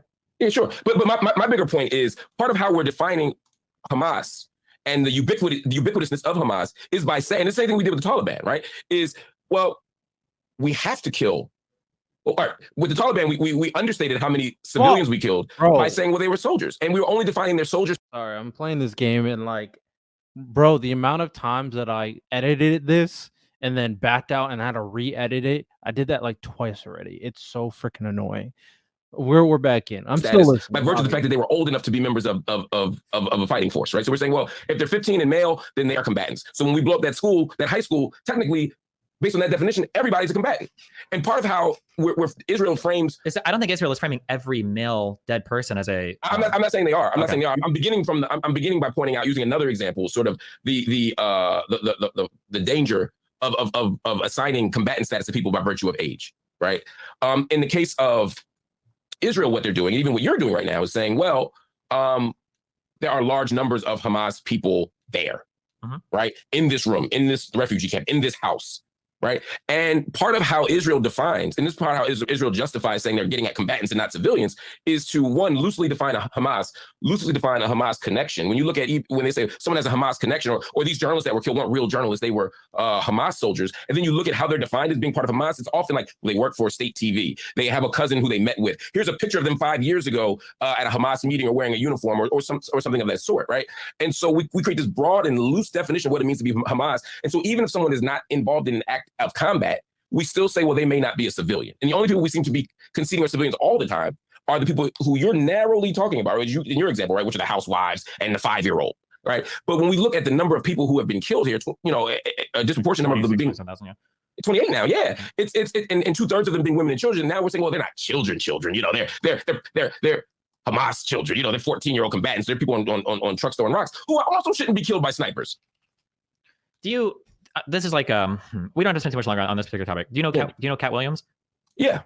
Do you followed his kind of downfall when he got quote unquote beat up by the high schooler, right? I saw the video. Yeah. Yeah. Okay. That's kind of what I'm talking about, right? When I heard that initially, now I listen as a 5'8", okay, short king. All right, I sympathize with Cat Williams as a fellow short man. When I heard that story, that sounded really funny. How do you get beat up by a high schooler? You said you saw that video though, right? That dude was huge compared to Cat. It's not surprising that he beat the shit out of him. I don't know what. I think Cat even swung first. I was like, bro, you're wild. Oh wait, was that kid in middle school? I'm just saying that like I thought it was a high school kid, but I'm just saying that like when we say women and children, when we say children are being killed, we're invoking this weird idea that it's like these innocent non-combatants that are dying. I think your combatant status comes first. And then after that, we evaluate things like women and children. Like we said before, if a group of 17-year-old boys were, going to some place with AK-47s to shoot it up and they get killed in an operation, we'd be like, oh my God, you killed children. They were soldiers first. They were militants first. Same thing when the IDF employs women. We don't say, wow, Hamas is horrible for killing those women soldiers. Now if it's civilians, it's another thing. But I think your militant status, your military status, your combat status comes first in these evaluations, unless we're like an exceptional third. We're talking like 6 or 7 or 8-year-olds or something like that. If an 8-year-old were walking down the street with an AK-47 in any country in the world, I would have. If an 8-year-old or a 10-year-old walking down the street with an AK-47, if a 4-year-old walking down the street with an AK-47, and somehow had the physical capacity to wipe out a room, I would expect people to defend themselves as reasonable. I expect them to go use all reasonable precautions to prevent it. But if not, they'd have to defend themselves. I ain't got no problem with that. My issue is not that. My issue is that the framing of combatant status and the framing of eligibility for that category is very loose and broad when we talk about people, particularly often in the Middle East. Sure. And that's my point. So no, I agree. If a group of 17-year-olds got AK-47s, I'm not saying check their ID first. Sure. Yeah. Okay. Yeah. All right. I think we largely agree that. But like when Hamas is taking every opportunity to fight among civilians, to disguise themselves among civilians, and to operate and store ammunition and command from civilians, like, yeah, these calculations on Israel's side get way, way, way, way, way harder. And when the argument is given over and over again that they've killed, 40% of the people killed are children, or 58% or 60% are women and children, like the impression given is just that, like, wow, they're just indiscriminately carpet bombing. I think you've used the term carpet bombing these cities to kill people. And it's like, okay, well, how is Israel carpet bombing Gaza, one of the more densely populated areas on the planet? And, after however many 20, 30, or no, what was it, like 10,000 bombs or whatever, they've only killed so many people. If they were indiscriminately bombing, why is it that 20 to 30%, at least what Israel claims, dead are Hamas militants? How is that number, 3 to 1, 4 to 1, when it's like some of the most densely populated areas ever? Wouldn't we expect to see civilian deaths be like 10 to 1, 20 to 1, 30 to 1? What other urban combat would we compare to this? Would we go like, wow, they did it way better here than they're doing it right now in Israel? I feel like all the numbers. Rewind this point. I don't think I caught this one. When we talk about people, particularly often in the Middle East. Sure. And that's my point. So no, I agree. If a group of 17-year-olds got AK-47s, I'm not saying check their ID first. Sure. Yeah. Okay. Yeah. All right. I think we largely agree that. But like when Hamas is taking every opportunity to fight among civilians, to disguise themselves among civilians, and to operate and store ammunition and command from civilians, like, yeah, these calculations on Israel's side get way, way, way, way, way harder. And when the argument is given over and over again that they've killed, 40% of the people killed are children, or 58% or 60% are women and children, like the impression given is just that, like, wow, they're just indiscriminately carpet bombing. I think you've used the term carpet bombing these cities to kill people. And it's like, okay, well, how is Israel carpet bombing Gaza, one of the more densely populated areas on the planet? And, after however many 20, 30, or no, what was it, like 10,000 bombs or whatever, they've only killed so many people. If they were indiscriminately bombing, why is it that 20 to 30%, at least what Israel claims, dead are Hamas militants? How is that number, 3 to 1, 4 to 1, when it's like some of the most densely populated areas? I'm interested in his response. Civilian deaths be like 10 to 1, 20 to 1, 30 to 1. What other urban combat would we compare to this? Would we go like, wow, they did it way better here than they're doing it right now in Israel? I feel like all the numbers, all the reporting, everything lines up that they're trying to be about as precise as possible, but you're fighting an enemy that. What would it look like in a place like Gaza is not use a civilian population. What would it look like in Gaza? Not use a civilian, yeah. I don't know. For There's Hamas tons to of fight like without. there's lots of like kind of rural area. I think there's like 3 or 4 big cities in Gaza, but like we can bring up a map and look at it. Like there are areas outside of the heavy urban areas that you could operate out of. But the reason why they don't is because the IDF would wipe them out immediately. So they, Yes. Yes. yeah. So, but you're laughing, but that's the justification for using human shields. That's not a justification in international law. You can't say like I'm using human shields. No. Yeah. I'm not saying they're using human shields. What I'm saying is I'm saying that it is a dense area. I'm saying that it is incredibly difficult to fight in a dense area without being very close to people. I agree with what you're saying. No, I know. Just hear this. The part where we're disagreeing is two things. One, I'm saying that rather than conceiving of Hamas often using human shields, I'm suggesting that they're occupying that Israel. I'm looking at it from the opposite side, saying Israel is using the pretext of Hamas is everywhere, and even lumping other non-Hamas folk into that Hamas pile. As a pretext for being fairly indiscriminate in the bombing, because when I bomb when I blow up the mosque, like happened 2 days ago, when you bomb the mosque, you can say, well, yeah, but there's so much Hamas in the area, and so to me, the ability to be more surgical, the ability to be more precise. I mean, Hamas doesn't have the military capacity to be discriminate. Excuse me. When they fire their rockets across, they don't actually have the ability to be indiscriminate. That's not to defend it. It's a war crime. Again, I begin from the place of saying Hamas has committed lots of war crimes. I'm never saying they don't. You know what I mean? But my concern is that what Israel has decided to do is to retaliate, often using similar means between much more dangerous and broad scale, under the pretext of, well, Hamas is hiding everywhere. And when they're asked to present evidence of this, evidence that there is an Al-Shifa hospital command center, the only tunnels and command center we saw was the one that Israel created. Well, hold on. So firstly, yeah, we did see that massive tunnel, and we saw Hamas additions to those tunnels that were underneath Al-Shifa, because there was a bunker built there, I think 20 years ago, originally when the settlements were there, but there were additions to that tunnel. And I am curious to see how he's going to respond to that, but he said something very interesting in terms of the response. So you recognize that Hamas has done a lot of wrongful things. So people in the comment section that are pro-Palestinian, can we all agree that Hamas has done a lot of war crimes and has done terrible things? Okay, as long as we can agree to that, because he's pro-Palestine and he agrees to that, I think that's a good stepping point, right? I just want to point that out. there was new wiring ran that was shown. There were weapons that were located within that hospital. We saw them stored next to fire machines and everything else, right? That's enough to remove the civilian protection of the hospital. No, it's not. Yes, it is. It's being used for combat. So you're saying any weapons in that hospital then makes it no longer a hospital? Not just throwing a weapon there, but combat operations from within. Yeah. And but there was no evidence. I'm saying there was no evidence. We literally saw video footage on October 7th of hostages being taken back to that exact hospital. And Amnesty International has been reporting for 10 years that that hospital has like an interrogation wing where people are taken and tortured there for suspected collaborators and stuff. So it is used. Amnesty International has never confirmed that El Shifa Hospital was a Hamas command center during the time that it was bombed. That's true, but they have. Right, but they said in the past that it is. There's no reason to assume that doesn't meet the legal standard. That's what I'm saying. I understand. I'm just saying that in the past we know that it has been. And on October 7th, we saw video footage of hostages being taken past like 5 or 6 other hospitals to go to Al Shifa Hospital. We saw them walk in with the hospital on the CCTV into that hospital. So it seems to be the case that they're probably still using it. And we know that the tunnels underneath have new tunnels dug because there's new wiring, and we saw weapons within the hospital. That's a lot of circumstantial evidence that kind of points to the fact that it's probably still being used by Hamas in a military combat operation. One, that circumstantial evidence can be compelling if there's enough of it. I'm not saying we need a smoking gun, but much of what you're talking about does not amount to, in fact, none of what you talked about amounts to the idea that there was a Hamas command center there. Wait, why do you keep saying there doesn't have to be a command center for it to be a military? Because that was their claim. That was literally their claim. Sure, that might have been their claim. They might have been wrong, but it was used as a military objective, 100%. But it's not like they just were being hyperbolic. The whole point is that they were making a claim that was on its face untrue, and then attempted to support that claim by piecing together random evidence that actually wasn't the case. I'm saying there's reason to trust the claim in the first place. I would have to look back and see what all the. I know I saw as it was being released, the videos and everything, and then the new tunnels underneath. I don't know if anything else. It might have been the fact that it wasn't a command and control center. It might not have been. It might not have been that, but it was still clearly used as a military objective. I mean, nothing that they did here. It's not like they didn't bomb that hospital, right? They just stormed it and they took it over like that. Wiring. So you're saying that wiring and some weapons makes it a sufficient target? Yeah. The military target, it's being used for military purposes. And again, remember the video footage on the day of the hostages being taken in there by Hamas. They're literally using it as a military outpost. Yes. Yeah, no, I need to see that footage. Nothing I've seen, and I've never seen any independent international body, any independent journalistic body, any independent diplomatic body make the case that Israel has demonstrated that Al Shifa was a military target. And honestly, when pressed on this, the most Facts of the case regarding the hospital. Okay. Common response by the Israeli spokespeople is not. Is almost like, including the leader of the Mossad who I spoke to, former leader of the Mossad who I spoke to a few days ago, who basically said, well, after October 7th, all bets are off. I mean, their argument has been more, when pressed for evidence, not to provide the evidence, but to say, well, did you see what happened on October 7th? They don't play by the rules. We can't play by the rules, which is to me a very different case than saying, look, here's a persuasive body of evidence. They promised the evidence on Al Shifa Hospital. I have yet to see it.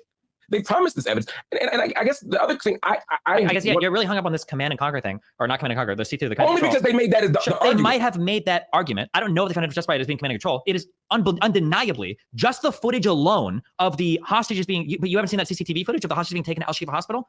If hostages are taken into Al Shifa Hospital, yeah, and then relocated, that does not then mean that you can bomb the hospital. I don't think they bombed that hospital. They or shoot up the hospital. I don't think they shut up the hospital. I think they just sieged it and then they moved in. I don't think they blew up the hospital or were like artillery shelling, destroying the. Okay. Yeah. We're going to disagree on that, right? But we can.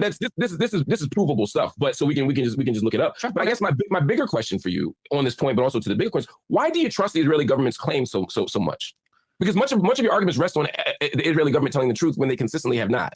So I think that the Israeli government has every incentive to lie. I don't think we should just believe what they say. So I think what you look at is you try to look at other parties that will verify things. I tend to trust the United States here. And you'll look at what international human rights people are saying. And then you'll look at other journalists that are being allowed to look at stuff and then what they're saying. And then we kind of like look at the numbers and then we see, basically what's going on. So for instance, let's say that it was the case that like 3 hospitals get J-damned, get bombed, completely obliterated.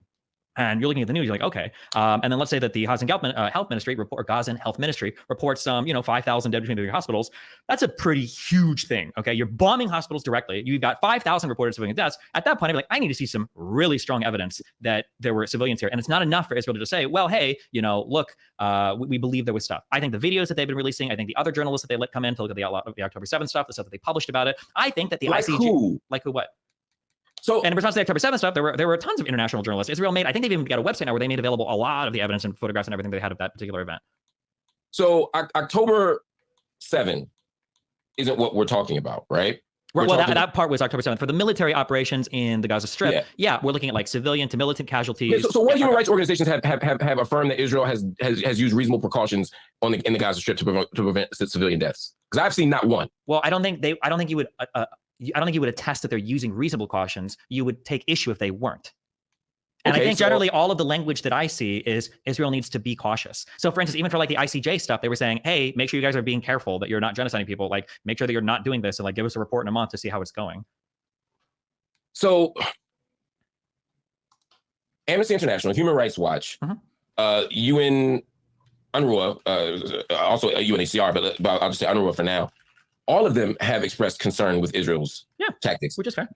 So when I asked the question, well, what human rights organizations are you said if the reason you wouldn't just trust Israel on its face, or the reason you would believe Israel is not because they said it, but because it's been substantiated by these other bodies. And when I'm asking, well, which of these other bodies have substantiated it, they've actually done the opposite. Expressing caution is not done the opposite, right? Anytime there's a military anything, you would expect. No. They've done more. Okay, so but well, has anybody like said like Israel is violating international law? Yes, Alberto Guterres has done that. The head of the UN, Francesca Albanese has done that. Have they said Israel is violating international law? Or are they saying it would be a violation of international law if Israel? They are. They're saying they are. If you want, I'm curious. You can shoot me an article and we can read through it right now. I'm curious what the particular claim is. Yeah. So, but again, I'll do that right now. But again, your claim was, I believe Israel.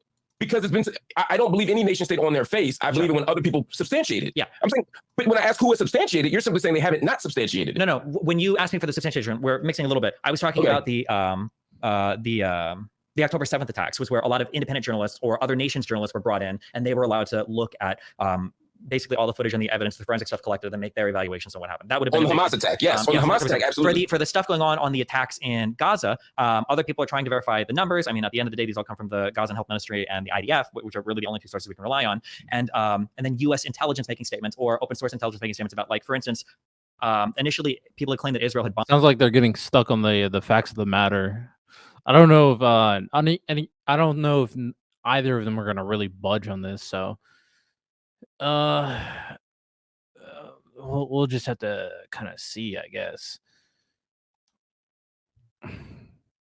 on the parking lot of that one hospital, and a ton of independent people looked into it, and they arrived at the conclusion that it was most likely a mortar failure or something.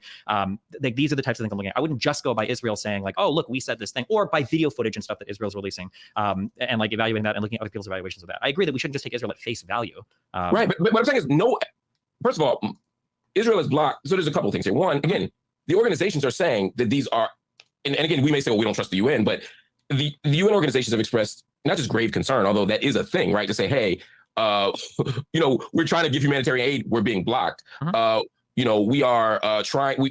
Electricity has been cut off. We're asking Israel to undo what it's done. If Israel does X, and the human rights organizations say stop doing X in order to not violate international law, that is saying you're violating international law. I mean, like I said, I read the ICJ opinion, and they didn't say to stop doing X. They just said be careful. There's a possibility that you might be genociding people. Like, you need to take every precaution and be careful. They didn't say stop the military operation. But that's not exculpatory, right? I didn't say it was exculpatory. I'm just saying. Yeah. Okay. What I'm saying is, people. The purpose of that hearing was not to make a determination about whether or not they were committing genocide. Correct. It was a statutory thing. Right. Like, yeah. So, right. So it's like if I get accused of robbing a bank and I go in for my preliminary hearing and my lawyer's like, can we drop this charge? And the judge looks at the video footage of me with a mask on and says, there's reason to think you might have done this. We're gonna proceed to trial. And then I walk out saying, the judge didn't say I was guilty. Judge didn't say I robbed. Of course not. That wasn't what it was for. Sure. And Israel has actually trumpeted that decision or the response of the court in a way that would suggest that somehow the court's failure to say that they were committing genocide, or in my example, the judges or juries, the decision that I didn't rob the bank, is somehow evidence that I wasn't doing something wrong. I 1,000,000,000% agree. It could be that in 1 month, the ICJ, because you're correct, I agree with you, this ruling was to make sure that South Africa had grounds to bring the case, and that prima facie it looked like it could have been, is there a genocide happening? Well, they looked at the facts, like, there's a lot of civilian deaths, there's been a lot of crazy statements, I agree, by Israeli leadership. Yes. It's possible, we'll look into it. I'm not citing that to say like, oh, well, look, they didn't say to stop right now, right? You're at pre-trial, so you must be innocent. I'm just saying that I'm not aware of any credible organization that said, we are saying 100% this is a war crime. I'll see a lot of things saying like, if Israel targeted this hospital just to kill civilians, that's a war crime. Or if Israel continues to do this, this is a war crime. Collective punishment, if they engage in this, that's a war crime. But I haven't heard any resolute statements of like, and I might have just missed those. That's why I'm just curious if like for an article. First of all, groups like the UN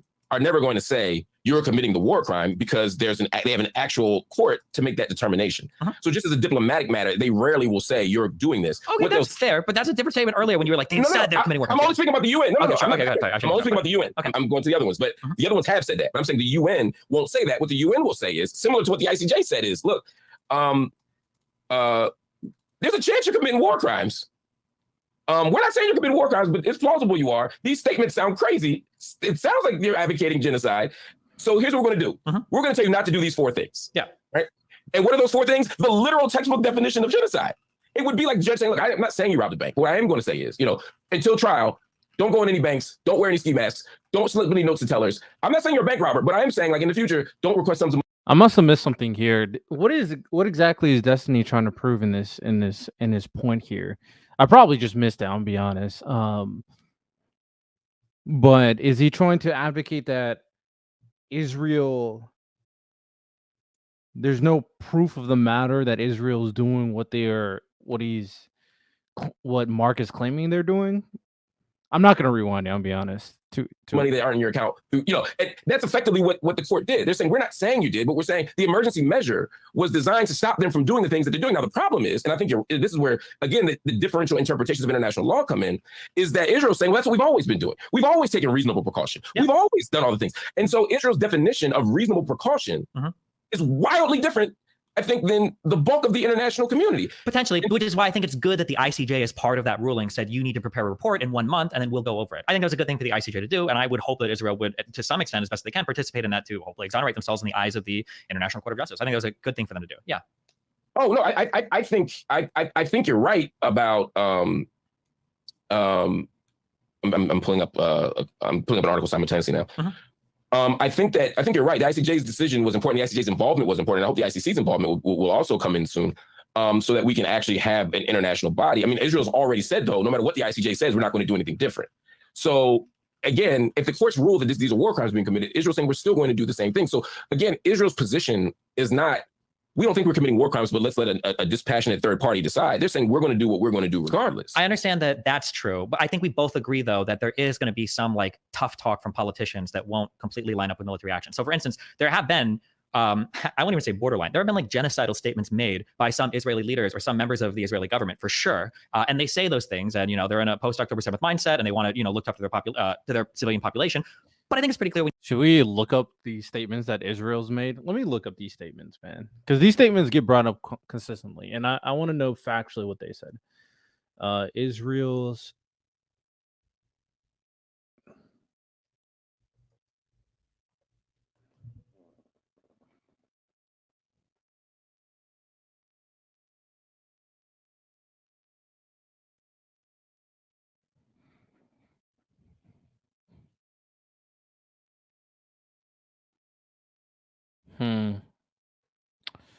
Yeah, I can't find the statements. We move. When you look at how the military is operating, that they are trying their best to stay within the quarters of international law, because they know that if they, like, for instance, that Israel lost a lot of international support in the days following that parking lot explosion, when people were accusing them of having blown up that hospital. Israel's response to that, and you can see when they get accused of things like that, their response to the white flag thing when they shot those 3 Israeli hostages, their response to that hospital parking lot bombing that people initially accused them of, their response wasn't, well, we said we were going to do whatever we want. Fuck you guys. We're going to do whatever we want. We're big dog in it. We don't care. They're like, oh, hold on. This was a huge, it's kind of like when Russia, like, saber rattles. I'm like, we're moving our nukes because we're going to bomb you guys. But they do everything very much in the open so that the rest of the world can see, so they're not going to do people, right? Yeah, I agree with you that the rhetoric is troubling. I'm trying to look at action on the ground. And I think for the most part, when you look at the civilian deaths, which are tragic, but you look at the percentage of military people killed, or at least claimed by Israel to be killed, and you look at the actions so far, it doesn't, what? I say which we we disagree on. Yeah, sure, yeah. What do you think is like or actually, wait, if you want to find that article, here's something from Amnesty. Give you an example of what I'm talking about. Yeah, go for it, yeah. Amnesty International visited the site of the strike on 2 occasions. These are 2 military strikes that took place in private homes. I'll give you the date in a second. I'll shoot you the article as well. But this article is recent, it's February 12th. So it's today the 12th, yeah. But and this is Amnesty International, and you know the diplomatic or the language of these organizations, I'll just say. What they said was, let me see. I lost my place, but give me 1 second. They basically said that there was no. Amnesty International's research did not find evidence that any of those staying in the house that was directly hit were affiliated with an armed group. The organization's research also did not find any indication that there were military objectives in or near the houses. Are we talking about is this the Goldstone report, or No. This is the Goldstone report is from before. Yeah, from a long time ago. Is this right now? From this strike. I'm talking about in Rafah now. Okay, the Rafah. Okay, gotcha. Just making sure. Okay. Yeah, I'm talking about now. I mean, we go to the Goldstone report, which is its own. Yeah, there was recent strikes that happened in Rafah. I think it killed like 11 people from my memory. And I think that's what he's talking about. And if he's making, or if the report is saying that there's no evidence of any kind of military operation near, or even any affiliation to any combatants for the most part, what does that prove? It depends. What you can say is obviously the strike is unwarranted after like hindsight. But is there enough reasonable claim that this is a spot of danger? I'm unsure about that. So that one's a little tough. That one's a little tough for me. Fiasco. Do you want to link me real quick what you're reading, just so I can have it up on screen? Yeah. What's the? I'll DM it to you real quick. Oh wait, I'm a little tech challenge here. I can probably copy it right into here. I think. Wait, if you want on the bottom of the Zoom, if you click, there might be a more button where it says there's like a chat. You can. Yeah, I was trying to see if I'm hooked to the same Wi-Fi, I can copy from my iPhone and paste it through my computer. I'm on 2 devices. That's what I'm. Yeah. Okay. Sure. While you're doing that, I'm just curious. Where did you said you're a professor? Where do you teach at? Do you say that? City University of New York, CUNY Graduate Center. Cool. Okay. Awesome. Gotcha. Yeah. www. Oh, it's not working. But if you go to here, I'll just pull it up on the computer. It'll be easier that way. Sure. Yeah, but yeah, I teach there. I've just started there actually. I was at Temple University for years. Are you teaching like the same level of student, or are you? Yeah, well, I teach only, before I taught some undergrad and a lot of grad students. Now I only teach grad students. The graduate center is sort of a the idea is that we only do graduate students there. It's sort of like it was designed like the CUNY system was like it's all over New York, all the City College, Hunter College, Brooklyn College, et cetera. And then in the 40s and 50s, they created like a kind of PhD granting center that would sort of meet the needs of the entire city of New York. So like it's like the public Ivy kind of situation, I guess they would call it. Okay. Yeah, it's pretty neat. It's a pretty cool place to be. Paul Krugman's there. It's a lot of big time scholars are there. Gotcha. Yep. Oh yeah, that link worked. Thanks. Awesome. Okay, let me see. I want to make sure that's the one I sent you. Yeah, I think that's the one. I want to make sure that's the same one I'm reading. Okay, new evidence of unlawful Israeli attacks in Gaza causing massive civilian casualties amid real risk of genocide. Okay, so we can read more of this if you want. And I have no problem doing that. I'm guessing you read this. So one of my issues sometimes for reporting like this is for an attack, for a civilian attack, or I'm sorry, let me be very precise in my language. And then you can tell me if you disagree on the international law on this. If Israel bombs a place and the target is civilians, that is a war crime. You cannot explicitly target civilians. That would be a war crime. Right. If Israel targets a place and there's a military combatant there, but say there's like 1 ordinary soldier and 100 civilians, and it's almost impossible to make a war effort argument for that much collateral damage, we would consider that a war crime. Now, if there's like 10 key commanders and 100 civilians, well, the proportionality cost gets murky, maybe not a war crime. Here's a fourth scenario that I think is really hard, and it's frustrating when I read these sometimes. It's a big frustration I have with the Goldstone report is, if it's the case, so when Amnesty International investigates, and it looks like 95 civilians, nearly half of the children, killed in 4 unlawful strikes in Rafah, I'm guessing, since you linked me to this, the argument that this is going to make is when they did an investigation in the area, there is no evidence that there were military objectives there. That's literally what they say. Yeah, there was no indication there was no military objectives in or near the houses. Yep. And that no one in the house that was hit was like related to Hamas or anything, right? Yeah. Yep. So I think this points in a concerning direction. However, if it was the case that Israel had intelligence at the time or had reason to believe that these were military objectives, it wouldn't be a war crime or a contravention of international law if they did do these strikes, which is one of the reasons why sometimes it's frustrating when these reports are put out and there's no pressure on Israel or there's no reach out to Israel to corroborate why did you do this particular attack. As another example, yeah, he basically made the same case that I just did in terms of the reasonable claim or the reasonable assumption that there is danger there, right? So yeah, that's tough. Do you remember after we pulled out of Afghanistan, I believe the United States drone struck, I think it was a Doctors Without Borders hospital. I think a lot of civilians were, it was a horrific, it just sucked. But the reason why that wasn't considered a war crime is because the United States most likely wasn't intentionally targeting, trying to kill doctors. There was really bad intel that led to a bad attack, but it wasn't an I think that's fair. I think that's totally fair. I think the difference is with Israel, we hear case after case, house after house, refugee camp after refugee camp. We keep hearing, oh, we thought there was Hamas there. And all we see is family members. Or we see a case where they'll say that someone has some loose affiliation with a terrorist or an armed group. And so we either have to believe that Israel's really bad at this, or we could believe that they are deliberately targeting civilians, right? Which is not necessarily my argument. Sure.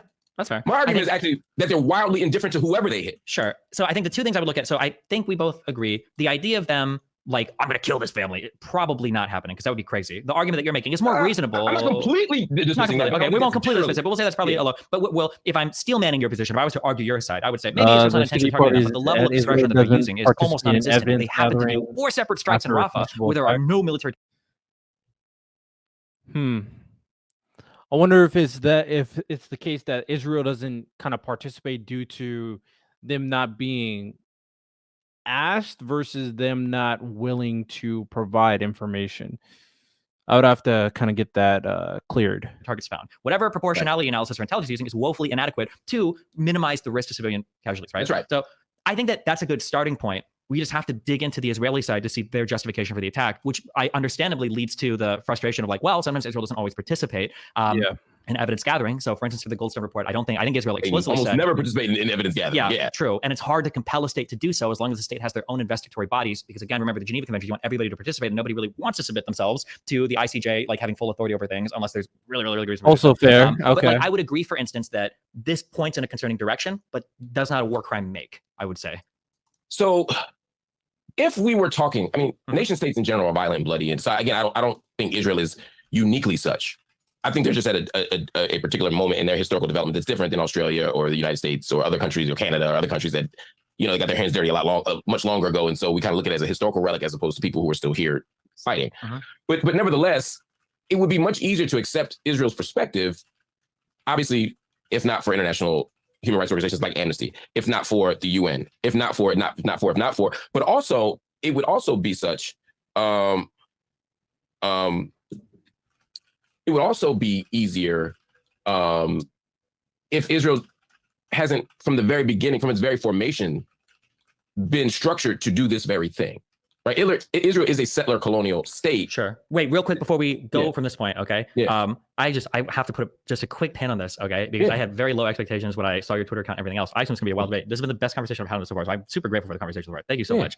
I just want to say one point of agreement I think we can have is I wish there was a better compulsionary body that can force countries somehow, I don't know what that would look like, to make available some evidence of the attacks they do. Because I think we can both agree on this. It might be the case that in every single Israeli attack, they really did have good intel, or they were trying their best. And unfortunately, highly dense populated areas, shit happens. And if I'm being good faith, I would have to acknowledge there could be the case that sometimes Israel, in the post-October 7th fervor, in like the heat of military shit, they don't do a good proportionality cost. I'm like, you know what? Fuck it. We might lose 2 soldiers. It's going to look bad in an election. Just fucking bomb this house. You know, maybe we'll take it out. Hopefully nobody notices. I think that the photos, the videos of those 3 guys with the white flags getting shot, that should be a wake-up call to people that blindly defend all IDF reporting, because it's like, hey, if they shot 3 guys that were hostages, would we have even heard about this if they were Palestinians? Would we even know? Or is this happening regularly? So I wish there was a way to make that information available on some level of compulsion, which is why I think the ICJ case, from what I understand, is good, because it forces them to file that report with the International Court of Justice to hopefully at least give them some insight to make a determination. I think that would be, I don't know how you do that because of states being unwilling to participate in those things, but yeah. And Israel being particularly unwilling to do that. They've never let any UN rapporteur in, including the current present one, Francesca Albanese. They've been very, very cagey about letting journalists in, and when they do, they've guided them to very specific areas. And even people who are fairly middle of the road, like Clarissa Ward at CNN, when they see it, they're like, "This is awful," right? When you look at when you look at ICC in the past, they're not part of the Rome Statute. When you look at every effort to participate, Israel has largely said no thanks, right? Yeah. And not just them. Again, the United States is really bad at participating in this stuff too. I mean, yeah, the U.S. literally, if somebody went to Hague, like we would go to war with them. I think we said that explicitly. You're never holding U.S. soldiers to account under the International Court of Justice. Yeah. Yeah. So all of us are bad at this stuff. Mm-hmm. But again, to the point for me is that Israel is not simply engaged in an unforeseeable or unforeseen war. Sure. Real quick to hit on that, and I think this is an issue that the international community has coming up, is Israel's kind of for these kinds of excuses all the time has always been, we feel like the international community is against us or holds us to unfair standards. And I think the things that they point to, we can argue, are toothless condemnation. So they might say, why does Amnesty International spend so much time condemning us? Why is the United Nations pass more resolutions on us than literally every other country combined? Why is it that 63 or whatever Muslim majority countries are always voting in a block to condemn us? This feels unfair. And, maybe Israel complains. Maybe they really just are in the wrong. And that's why people are, complaining with them. Or maybe they are kind of in the wrong and there's people that have potential bias against them, but, that's still something they need to address. But I think something that really hurts a lot of the international case as of recently, and maybe we disagree on the facts for some of this, I think a lot of the stuff coming out about the UN RWA relating to, first it was just 12 Hamas people that were participating on October 7th that were part of the UN RWA. Now I think the highest number that I saw was maybe around 10% of them are part of it. And then now I think it was either just today or yesterday, there was like a massive military facility right underneath. I think it was a UN RWA headquarters that they're all claiming they didn't know about. And my final point was that very hospital, the Al-Shifa hospital, that there were workers at, doctors saying, no, we've never seen people use this as a terrorist base. We've never seen Hamas people. Well, footage came out later that because those statements were made after October 7th. Well, on October 7th, we saw hostages being taken into that hospital. So I think Israel probably feels a little bit vindicated, like, well, look, some of these international orgs are trying to fuck us, especially the UN RWA. How do you expect us to trust them? Yeah, I think the UN RWA has been a thorn in Israel's side since 1949. I'll say since 1948, frankly.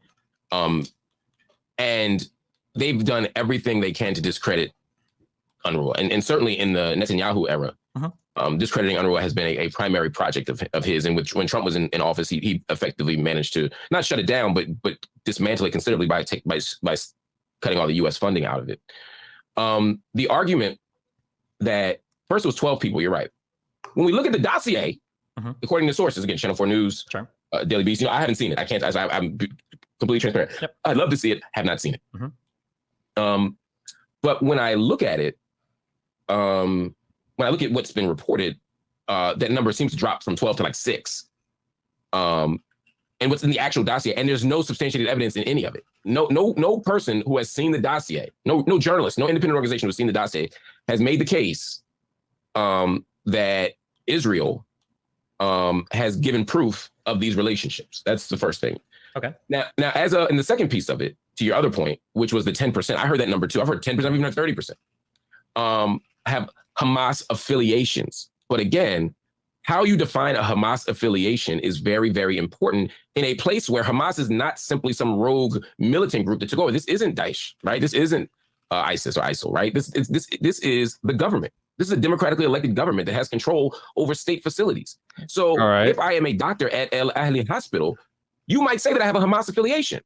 Just like the journalist who works for state radio was said to be a Hamas affiliated propaganda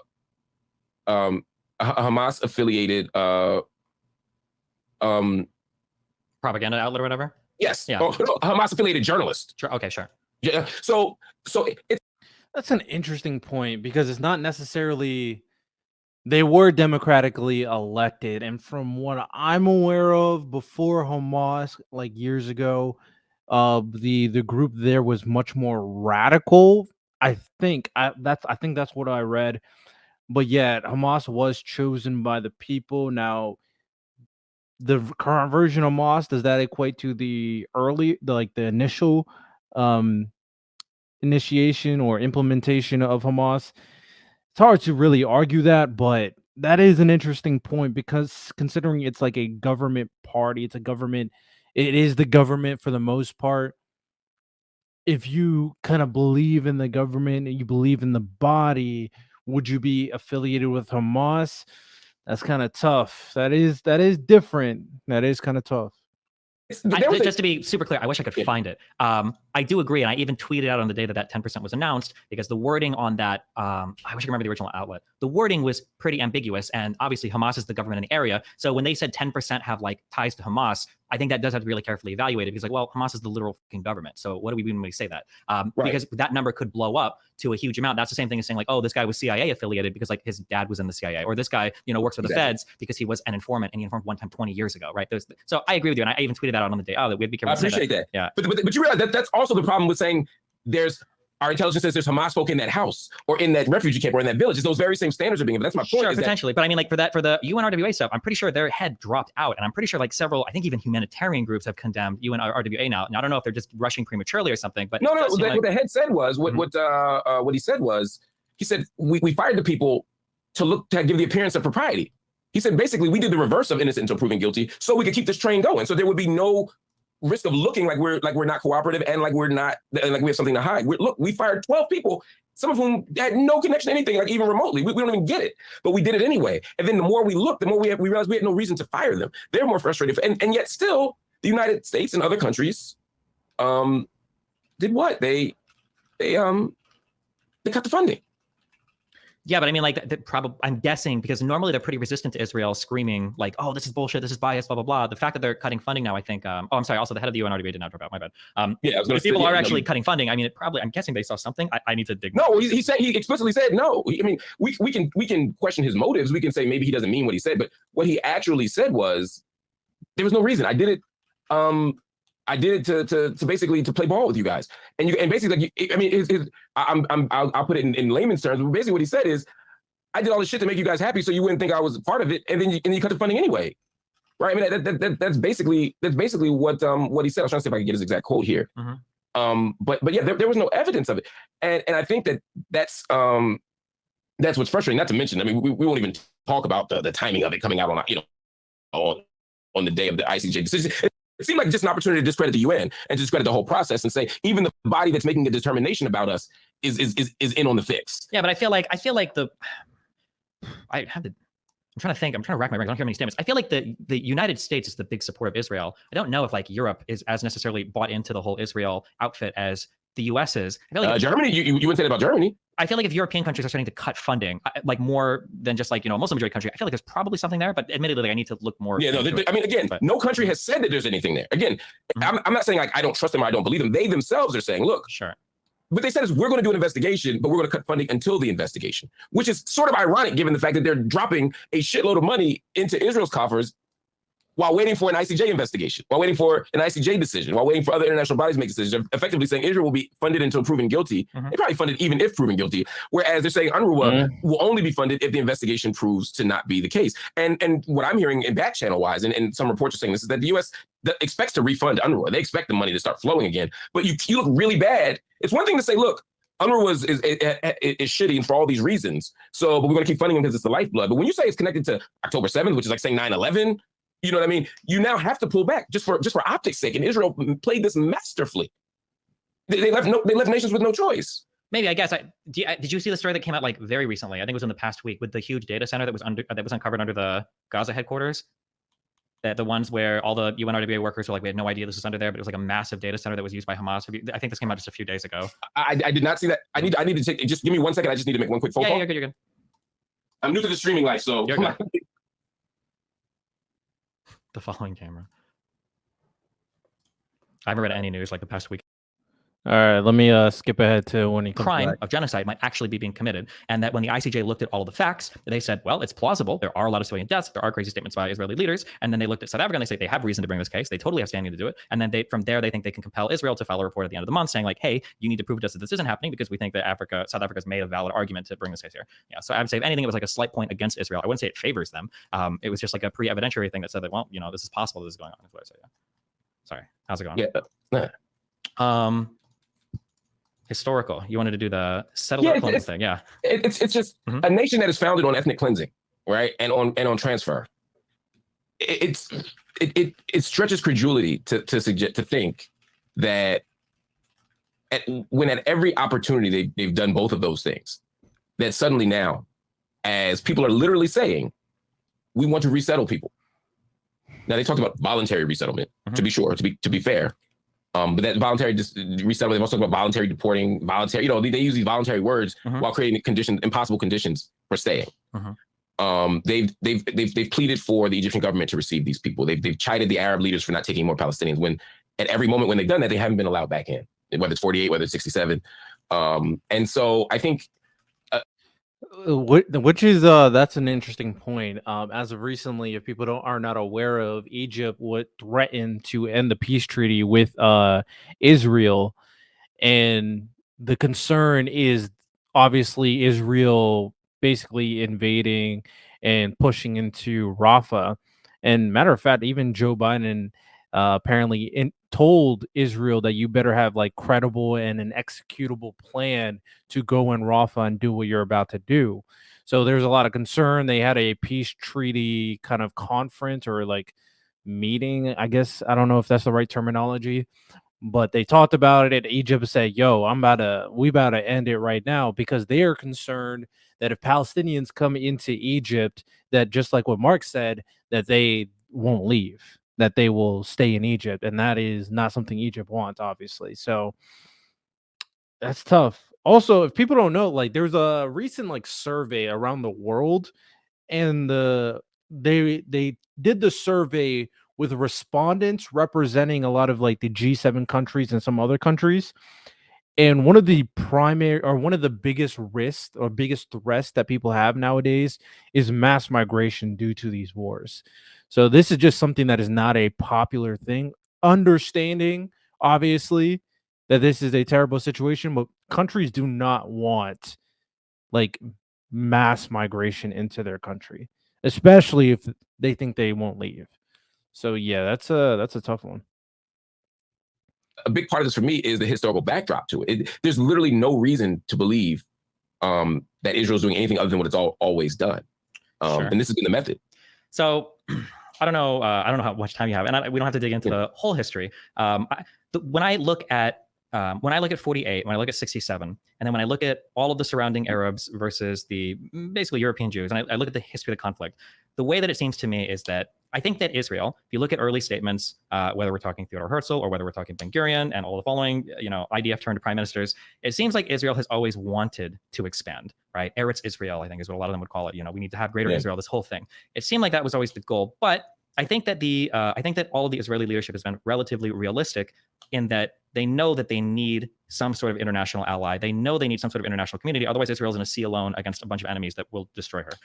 It feels like, while I'm sympathetic towards that argument that Israel's always tried to expand, I think the problem historically is that all of the surrounding Arabs have always given Israel a really good reason to do so. That all of the territory that Israel has acquired, even if initially maybe we were thinking like, oh, it seems like that's kind of shady, the surrounding states have always given them either a casus belli for war or just a really valid reason to acquire territory. And we can go through any of the individual territory acquisitions and then argue the historical context around this, but I feel very strongly about all the territory that Israel's acquired. Yeah, but you begin from the premise that it's illegal to acquire land by force, right?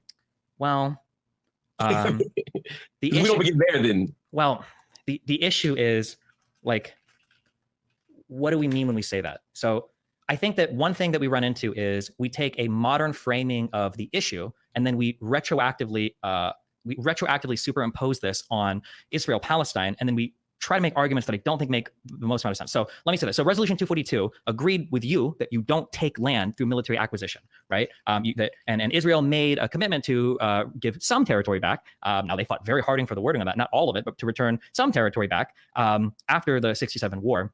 But the issue is that the initial territory that was acquired was all through military conquest, which makes this particular situation very murky to sort out. So in 48, there was no country in mandatory Palestine. Well, in 47, there was no country. In 48, when Israel declared independence, they were the only country that existed in mandatory Palestine. All of the other acquired territory came through military conquest. Syria moved in from the north. Jordan took the west bank of the River Jordan, and Egypt took the entire Sinai and the Gaza Strip. Now, all of that territory, Israel is the only party there that technically kind of was owed that territory because that was the only country that emerged from the mandatory Palestine period. All of the other neighbors around her took that territory through conquest. And nobody seemed to care that much then.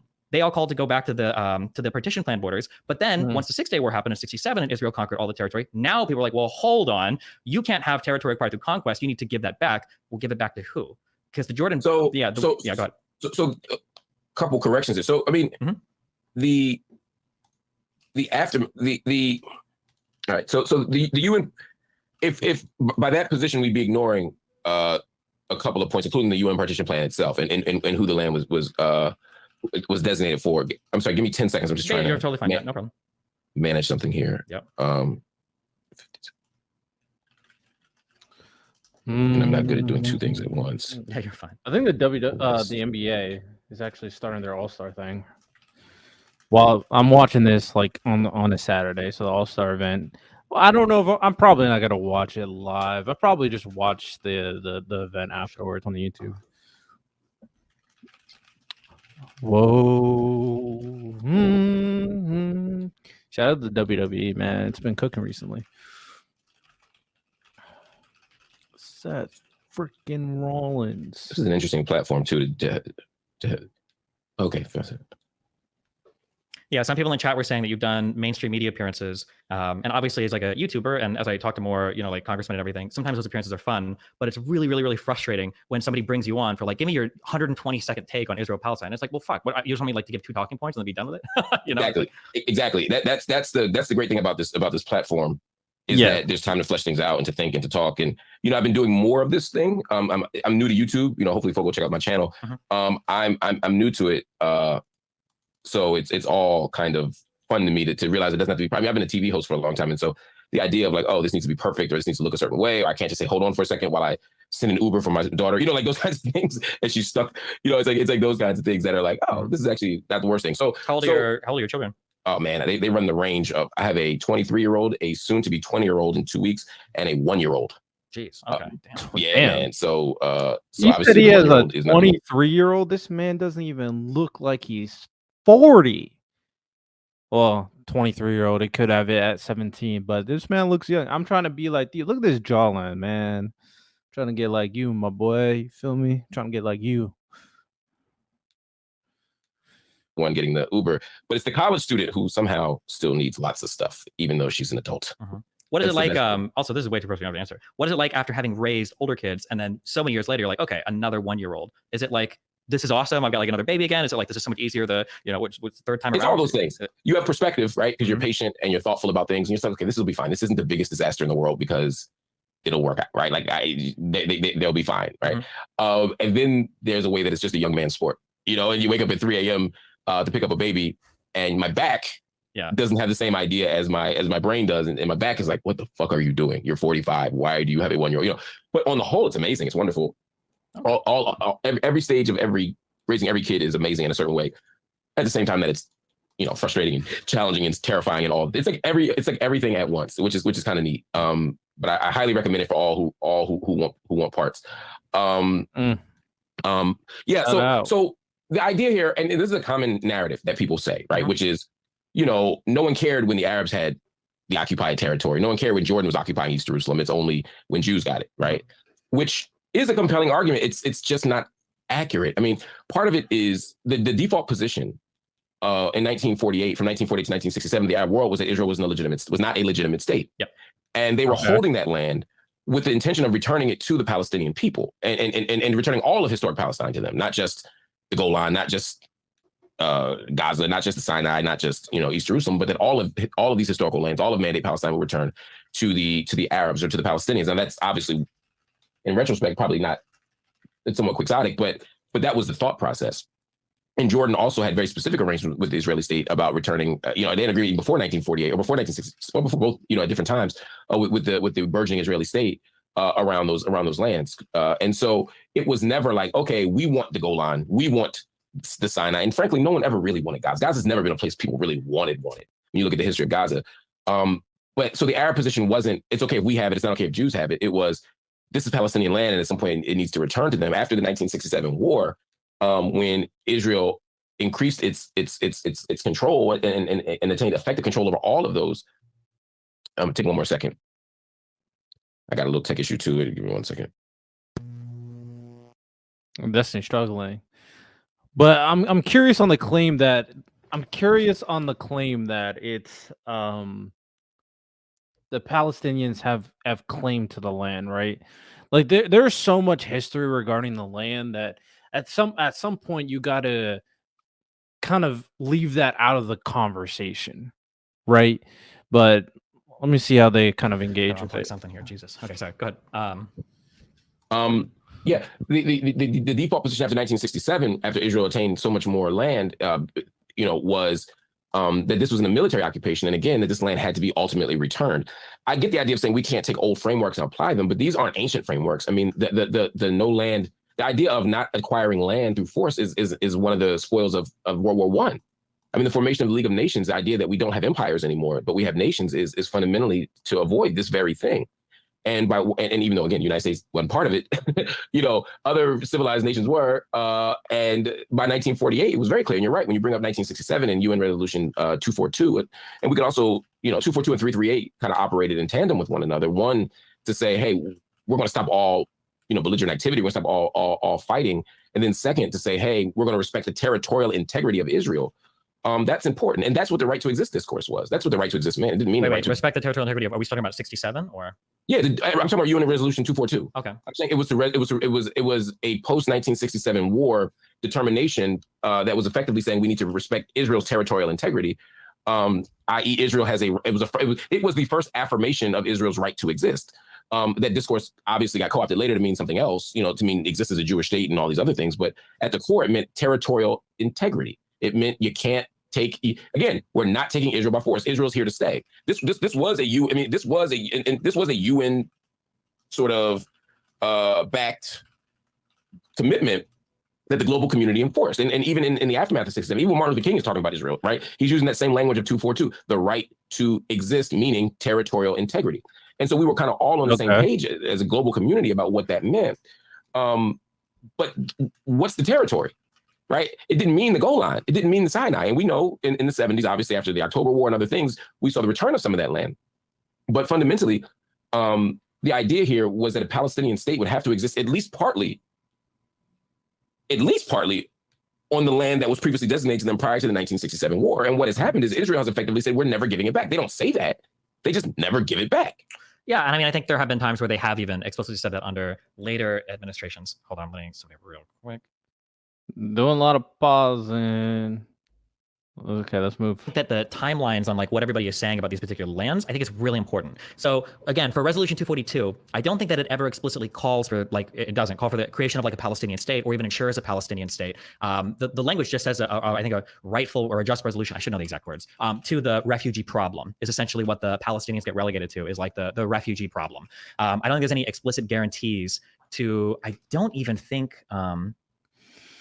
think even self-determination is initially brought up in that. I think that later on, I think in the late 60s or early 70s, I think the PLO and Israel through the negotiations will start to re-recognize 242 as saying like, okay, well, maybe this can include some right to self-recognition, to self-determination. But I think what 242 has meant has kind of changed as time has gone on. And I think there's been a lot of ambiguity historically what it means. So for instance, another thing too is people will say like, oh, 242 came out, everybody agreed that people have a right to their territory, et cetera, et cetera. Right after Resolution 242, there was the... 242 says withdrawal of Israeli armed forces from territories occupied in the recent conflict. Yes.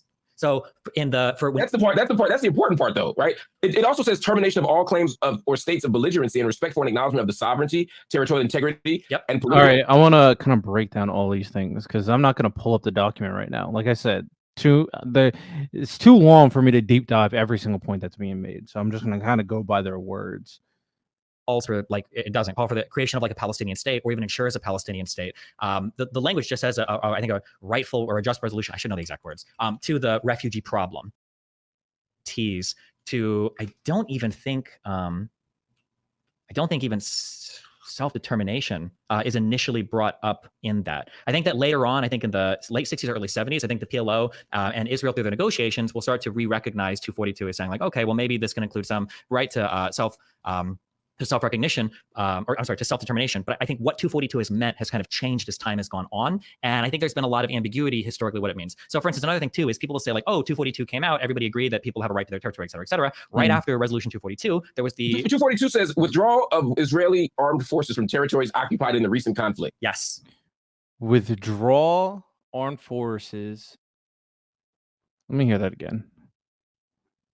42 says withdrawal of Israeli armed forces from territories occupied in the recent conflict. Yes. Withdrawal of armed forces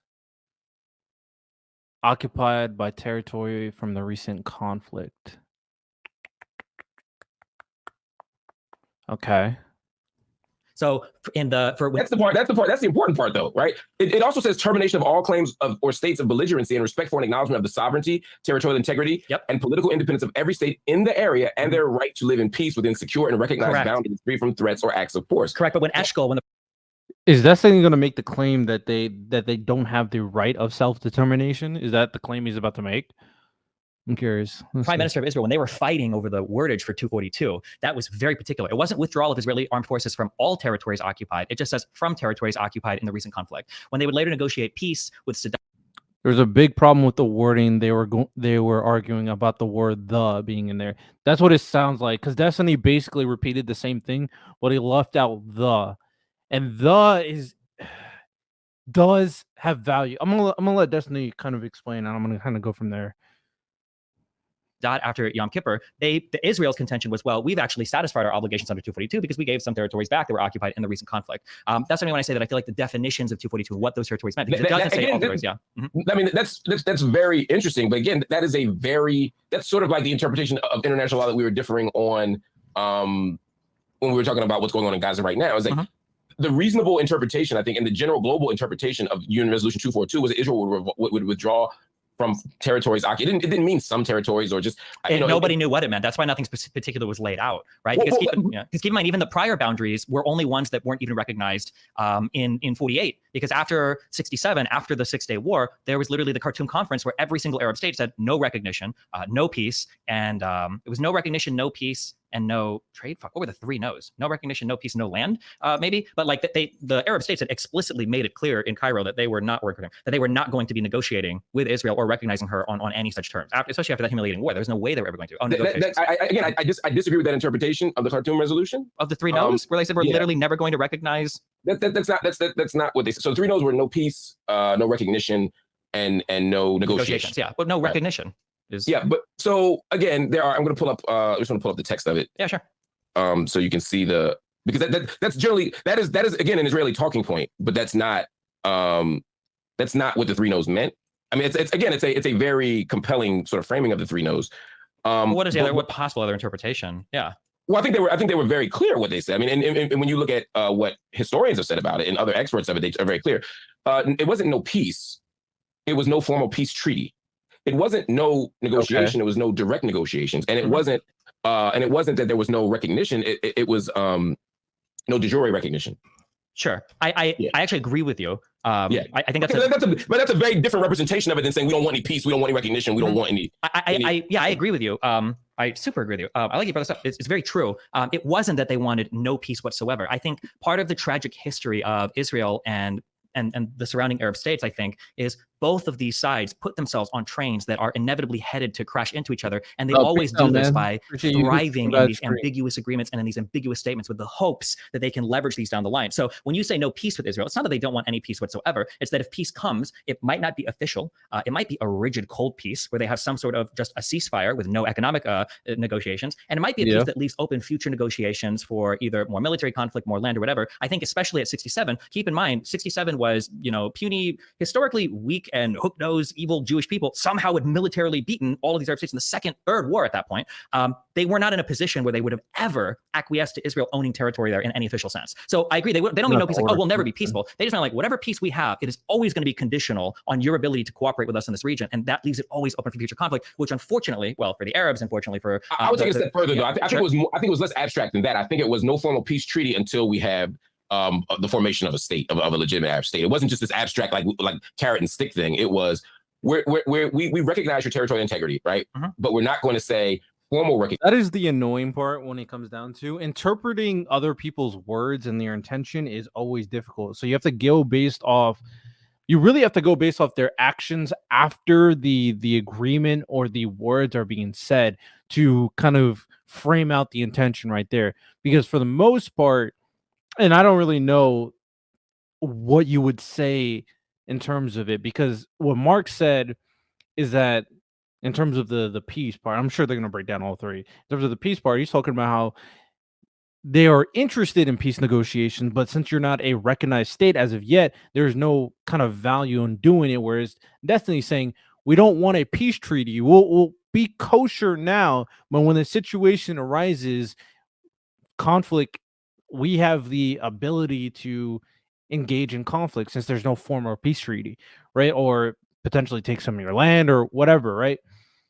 So these two interpretations is so important because it all relies upon intention of the meaning behind the words that are being said.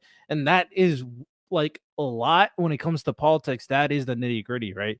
Even in the Donald Trump case regarding whether or not he committed a insurrection, people are trying to find the interpretation behind his words and the intent behind his actions when it comes to kind of calling people to protest. What was his intent? Was it a more kind of neutral or peaceful kind of engaging with the people and making their voice heard to the White House in a peaceful manner, or was it putting them in a situation that caused enough disruption for Pence and maybe other senators to recognize Trump as the rightful president?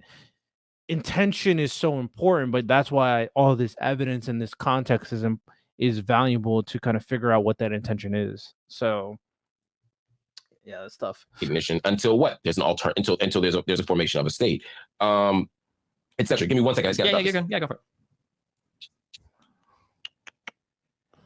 I read like 3/4 of that Scars of War, Wounds of Peace, and that book does a really good job at tying up like all of the history of this stuff, and it gives me more depth into this conversation too. So that book by Shlomo Ben-Ami, which is a really good book. I think like 80 pages left, but one of the tragedies of the history of Israel-Palestine is, I've said some things that have ended up being more true than I initially thought. Like one of the things I've said is that both sides want to fight all the time, but one side is delusional. Both sides seem to have enjoyed continuing the conflict for a long time with the hopes that they could acquire something more. But unfortunately for the Arabs, it was Israel that continued to acquire more, just because Jews did politics so much better, politics and military operations so much better than the surrounding Arab states. Not because it wasn't a unified Muslim front. It wasn't even a unified Arab front. It was just because the Arab states were always also vying with each other for territorial claims. Also, I think something that I've said kind of before that I think is like a billion times more true than I realized is the Palestinians have truly gotten in all of this because they are literally just a pawn for the surrounding Arab states to fight with Israel. I don't believe any surrounding Arab states genuinely give a fuck about Palestinian rights to having land or a state. I think they always just saw them as a convenient weapon that can be wielded against Israel when convenient to do so. Fair. I think there's Israel expansion, ? Israel retains the former mandate plus Golan. Wow, so much expansionism. Well, the expansion is taking the entire West Bank, the entire Sinai, and all of the Golan Heights. There's a lot of expansionism. Yeah, and I think Moshe Dayan even admitted in an interview into the north with Syria that like they would try to provoke fights because Israel knows that the Arabs were really eager to go to war if they had the opportunity to, and if Israel has like a first strike from the other side, that they can conquer more territory and will continue to do so. But unfortunately, I think the Arab states just always kind of played into it because of their lack of statesmanship or their lack of strategic understanding. Until certain leaders emerged that were better at being leaders, with Sadat from Egypt, I think, being a really key figure. Hi. Yes. I think, I think it's important because I think that framing even of the Khartoum conference is important because it often becomes a situation where Arabs are framed as these recalcitrant people who don't actually want a peace deal and who just say no, no matter what. When in fact, I think it's, as you pointed out, it's complicated, you know? These peace deals break down, these land deals break down for lots of reasons. Yeah. And I think it's also worth noting, because I would say they didn't want peace because they wanted future conflict, because they didn't really want Israel there, which is fair for them to feel. But I think Israel didn't really want peace either. They were just willing to go on, because they will take advantage of any military situation to situate themselves territorially even better. But again, I think the issue— That could be an October 7th argument, though. That's my point. Yeah, it can be, but the issue is that but then the surrounding Arab states have to stop walking into it over and over again. Like, for instance, even for the 6-day war, I think Israeli people wanted the West Bank, but they were realistic. There were two different communications to, I think it was Abdullah at the time, please do not attack us. Why are you attacking us? And then he loses the entire West Bank because he gets wrapped up in the war against Israel. And then Israel conquers the entirety of the West Bank because he attacked. But if he wouldn't have, go ahead. That's a different conversation. I do have to go in a second. Yeah, you're fine. The idea that even historians at this point acknowledge, even Israeli historians at this point acknowledge that was not a defensive war. Israel struck first. The argument now is not that Israel didn't strike first, it's that Israel needed to strike first and that it was a preemptive defensive war, which has been an argument that's been largely sort of dismissed in terms of rules of war and in terms of the international law. But Israel no longer claims that they were hit first. They claim no, Israel absolutely was not hit first. No, they did, I think, for about a month after the 6-day war began. And then finally they said, no, we attacked first. Was it a preemptive war? Yeah, absolutely, considering they attacked first.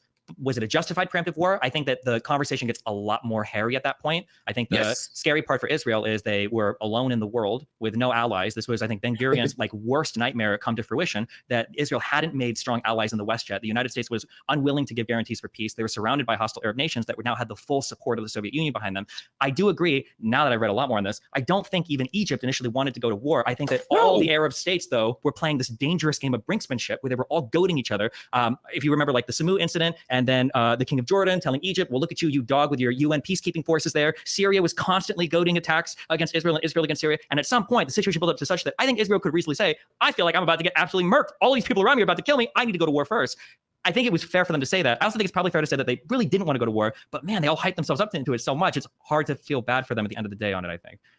I think if you begin from the place of saying that the entire formation of the Israeli state itself, take international law off the table for a minute, particularly since it's hard to apply it anywhere here. But, right. And if we begin at the end of the 19th century, it becomes even harder to sort of, international law is meaningless, right? And again, I don't want to retrofit. Sure. So the entire move by the admission of the kind of leaders of the Zionist movement, the political Zionist movement, is itself a colonial move, and they were pretty honest about that, right? I mean, I would be more clear. The only reason I don't like calling it colonial is because colony usually implies like Britain is making a colony, or France is making, like in Algeria, for instance, which ironically is how the Palestinians saw their fight sometimes. It is like a something. But calling it settler colonialism or imperial colonialism is a little different. The Arabs saw them as like Europeans coming in and being expansionists from European. They saw themselves that way. Herzl himself said we're colonialists. They saw themselves as part of the expansion, or they saw themselves as Westerners, but they weren't like a colony of America or Britain. Like they genuinely wanted to be part of that land with no loyalties overseas. That was like, they saw that as like the place to set up their new country. I agree that it was something like foreign for the Arabs there. And I agree the Arabs there saw them as like essentially European settler colonialists, but it's a little bit different than like Britain is setting up a colony here, I think. It's a different type of, it's a different genre of, different flavor of settler colonialism, because typically the colonizing power itself settles. I think that's true. But in this case, Britain is it is the British government that is allowing this colonial project to happen. It is through the British mandate system that we see the real kind of regimentation and codification through Balfour and other things of the colonial project that, again, the Zionists, and particularly the revisionist Zionists, but I would say Herzl as well, but even when you get to Jabotinsky and others, they explicitly use the language of colonizing. They say it. So again, we can disagree with it, but it's very interesting. It's like the child soldier. Right. I agree that it's like some kind of colonial thing. I would say it's a bit different. It's a different type, yeah. And it's also different. It's also hard because of the way that it started prior to 48. Like buying land and kicking people off of it, I understand feels bad. But like I remember for King Abdullah from Jordan, like he literally was saying, I think it was in regards to the Peel. No, it was to the Simpson Commission. I think the quote of his is the Arabs are as prodigal in selling their land as they are in useless wailing and weeping about it, because even though they were complaining, some Arabs were complaining about Israelis moving in, other Arabs were happy to sell the land. Hey, buy this, I don't want it anymore, this is garbage, I'm leaving, kick out whoever you want and then leave. And I think that's like another complicating factor where it's like, but it shouldn't be. It shouldn't be, because first the land system that the Palestinian population was used to was not one of modern capitalism. Yeah. And so if you're following the Mutual system and you're saying, look, it's kind of like it's none of our land. We kind of share it. We use it. Yeah. It's a different system. So again, I don't want to retrofit a kind of modern model of saying, okay, well, they were just giving away their land, like Crazy Eddie giving away, going at a business sale. Sure. It wasn't like that. I think that wouldn't be accurate. But beyond that, the Palestinian disposition toward immigration was always one of welcoming. And it was always one of diversity. The issue was never that these people were coming in. It was the first waves. The first wave of Zionist immigration, in 1882. 1880s, yeah.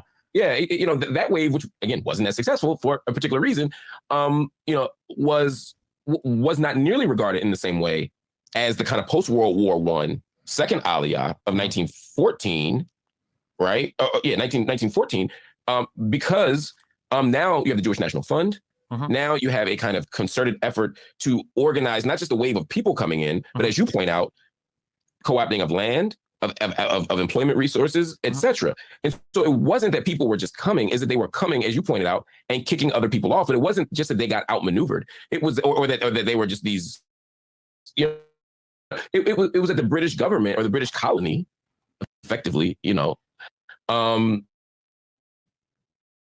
was creating the conditions, what they call imperial power, but we're going to have this new. Okay, is it good? I think my internet, I think the connection was acting a little funky. Okay, it looks good now. All right, let me resume. Yishuv, this new kind of pre-48 Israeli state, be the stewards of this place, right? Yeah, and I think it's challenging because, like, arguably all of the other states kind of took shape in the same way, right? Like all of these places, Syria, Iraq, Jordan. But who did they expel? But who they expel? That's the question. I mean, they might not necessarily expel anybody, but the country lines and everything were drawn by by the British, and then these countries existed at the behest of the British. Britain unfortunately overpromised land via the Balfour Declaration, and then after the disintegration of the Ottoman Empire, to Arab Palestinians and to incoming Jewish people. And I guess they realized, especially with the Peel Commission, that it became unworkable. But I don't know if I can necessarily fault Jewish people up to that point for legally purchasing land and then moving down there under the auspice of British protection. The issue isn't the purchasing of land, although the issue is but the project, the political Zionist project, wasn't one of just purchasing land and moving somewhere. It was the creation of a state that could only exist through the expulsion of other people. You can't have a Jewish state with a demographic majority of non-Jews. And so at the moment that they said this is going to be a Jewish state, and the project began of transfer. A Jewish state only exists with transfer. That's just, it's just a demographic reality. And so the issue isn't the acquisition of land. It's what does it mean to acquire land and kick other people off of it. And so by the time we get to 48, and by the way, all of these skirmishes, not all of them, but I would say most of these skirmishes, when you mention these reports, Simpson report, the Peel Commission report, all these reports are basically saying the same thing. The issue here isn't religious conflict. The issue here isn't xenophobia. The issue here is that the Arabs are being dispossessed, and they're pissed about it. And so. And I agree. By some points, like, it had become unworkable, and both ends had essentially felt like they'd gotten by the British. From 36 to 39, the Arab revolts in Palestine were brutally crushed by the British, and then from 40 onwards, the Haganah and the Irgun were committing attacks against the British because the British had then started to severely limit Jewish immigration. And I think the Brits severely overpromised and kind of fucked this area up, given what they were trying to do with it, which to this day remains impossible. It's getting two people with hugely contrary interests trying to share the region. I don't know 100%. I don't, like, for instance, for 48, for 50, for 48, 58, the Suez Crisis, 58 or 56. And then for 67, 56. And then for 67, I don't think I fault the Arab states for fighting those wars.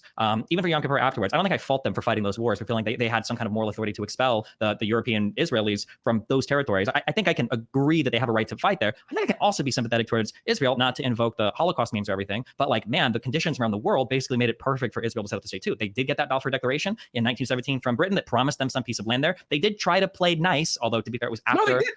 When they agreed, they did agree to the partition plan. They did agree to it. Which you mean the Peel permission? The one that came after, I think, where they tried to partition the land where it would have been 55% Jews and 45% UN partition Arabs. of 47. Yeah, the UN Okay, 47. Yeah.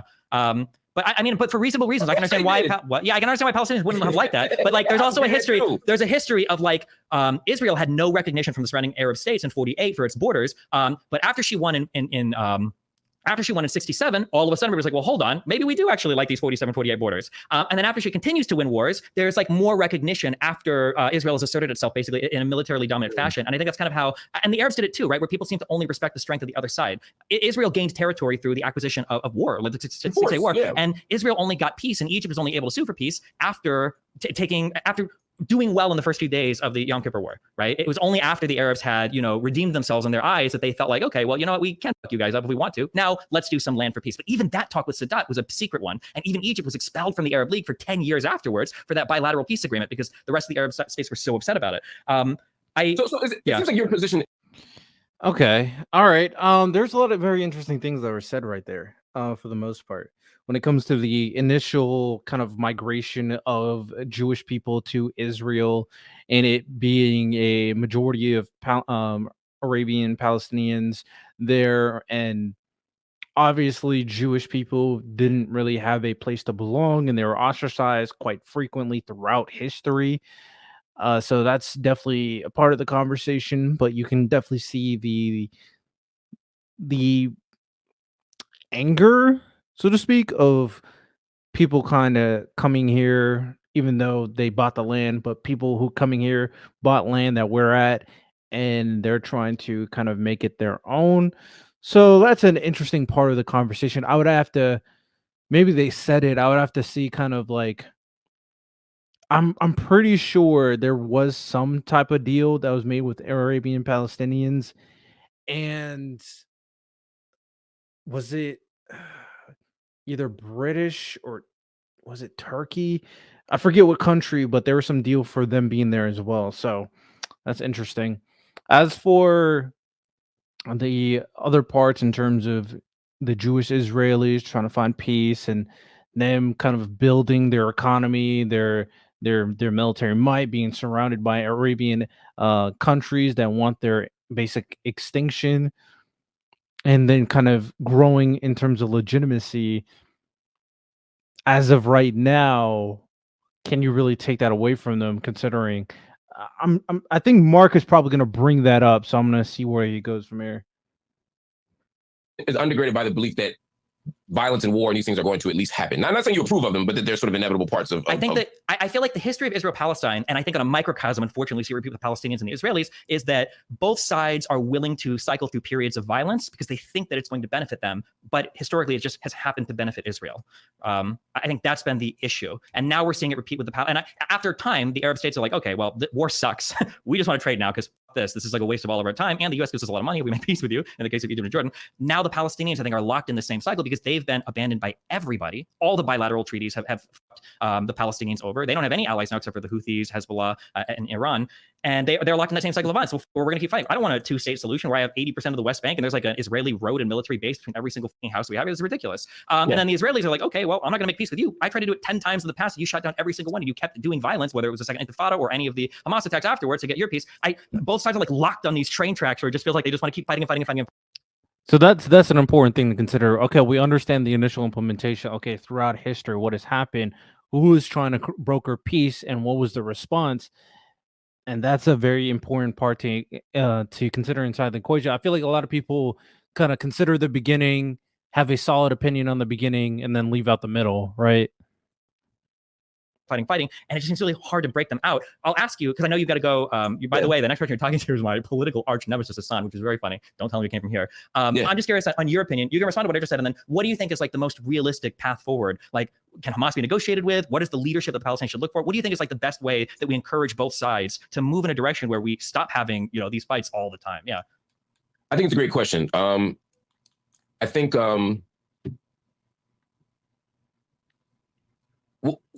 nothing that we've done works.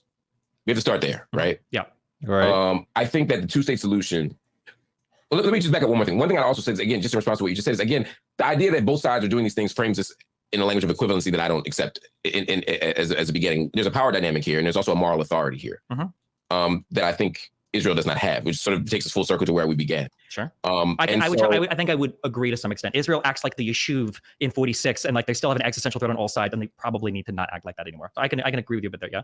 Right, and for me, because the Yishuv is nurtured and formed before Hitler ever rises to power, I view the entire project as not beginning out of the kind of urgency of the Holocaust, but because it wasn't, but out of a legitimate desire to have one's own self-determined nation and land, because of the permanence of anti-Semitism, the perennial vulnerability that all Jews feel around the world because of Jew hate around the world. It's a legitimate thing, right? And so I understand the desire for a state. What I don't understand, even against the backdrop of pogroms in Ukraine and Poland, Russia, whatever, is creating a state on the backs of or at the expense of the Palestinian people.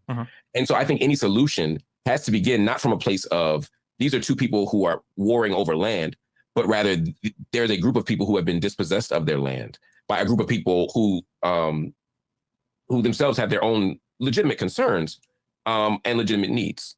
So if we begin from that place, that the Palestinian people have been dispossessed, then the question becomes, what does restoration look like? Netanyahu has said many times that we have to kind of respond to the facts on the ground, the realities that we're facing. I cannot imagine a situation realistically where Israel withdraws, where Israel gives land back. I don't see it. The West Bank is the longest military occupation in modern history. I don't see them suddenly tomorrow saying, you know what, here you go. And I've heard all the stories about, 2000 Clinton Accords, yada, yada, they were willing to do it. They were not, right? I mean, when we scratch underneath the surface, what we saw was Batu Stan's divided land. What you just talked about, big, I don't know if you've been over there, but I spent much time over there. And, it's even the prescribed state post-Oslo is something wildly different than what anyone would want in real life.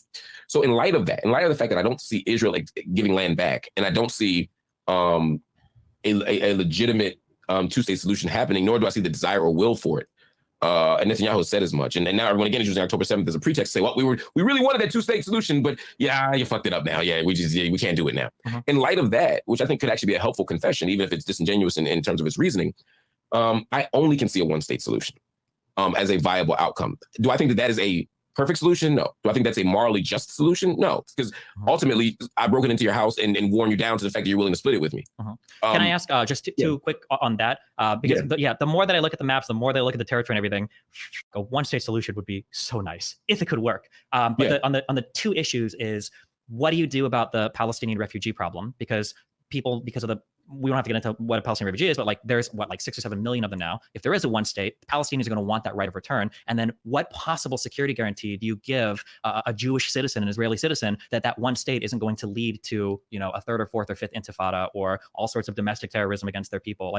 Why would they ever be compelled to accept that, I guess? And then you can take off after. I know I've kept you for a while. No, it's a great question. I mean, and I don't want to slip into your war is hard kind of posture, although but there's a way that you have to say points being made here. I know I'm not people don't get to get other people's land or get backup country simply because they feel unsafe, even if the unsafety is warranted.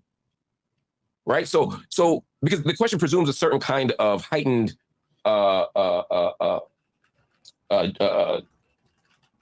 duty that we have because of this fear. I think there are two things we need to think very strongly about.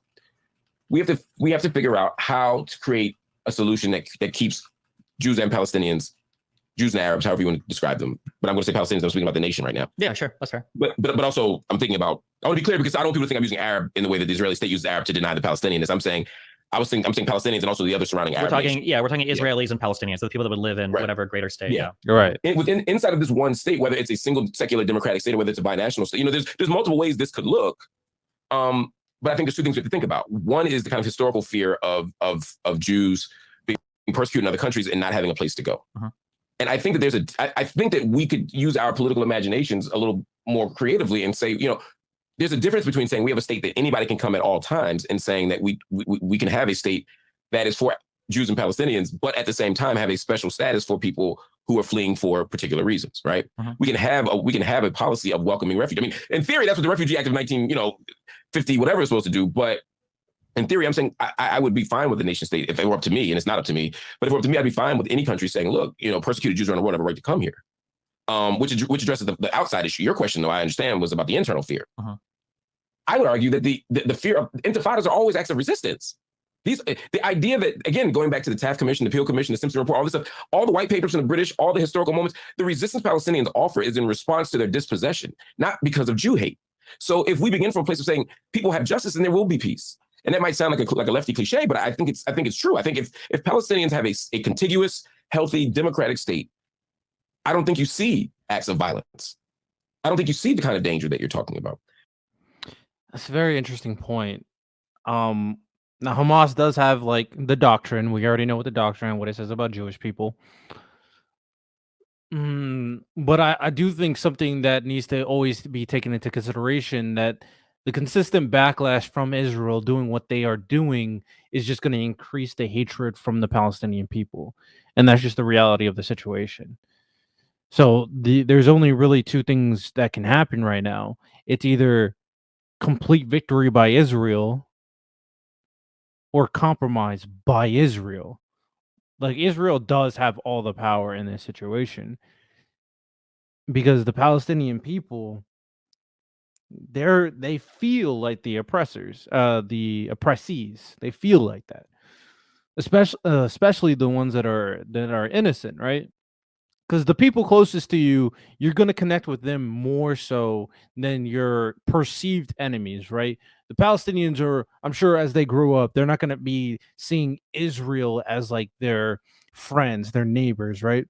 You may have some nuanced people who have a genuine understanding that Jewish Israeli people are all different and all unique, but the government that is Israel, I'm don't know, but I'm speculating Palestinians are growing up basically disliking the Israeli government, the entity that is Israel, right?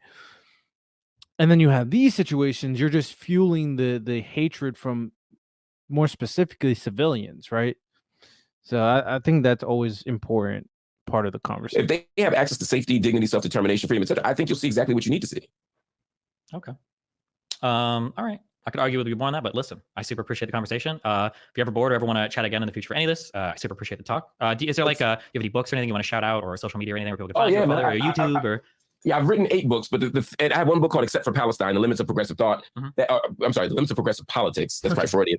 That people can check out. But the most important thing, since it's a stream, I want people to check out the YouTube channel. I'd love for people to subscribe to the YouTube channel, check out some videos I made, and kind of be part of my daily journey. Mark Lamont Hill Official. If people could check that out, that would be dope, man. I'm new to this world, and there's like all of you amazing YouTubers and streamers and online, people who have these huge followings, and you're doing such important, interesting, cool conversations. And I'm like, oh shit, there's a whole world out here that I didn't know about that I want to be a part of. So I would just love if folk could jump into the conversation, follow me, and let me be part of that world.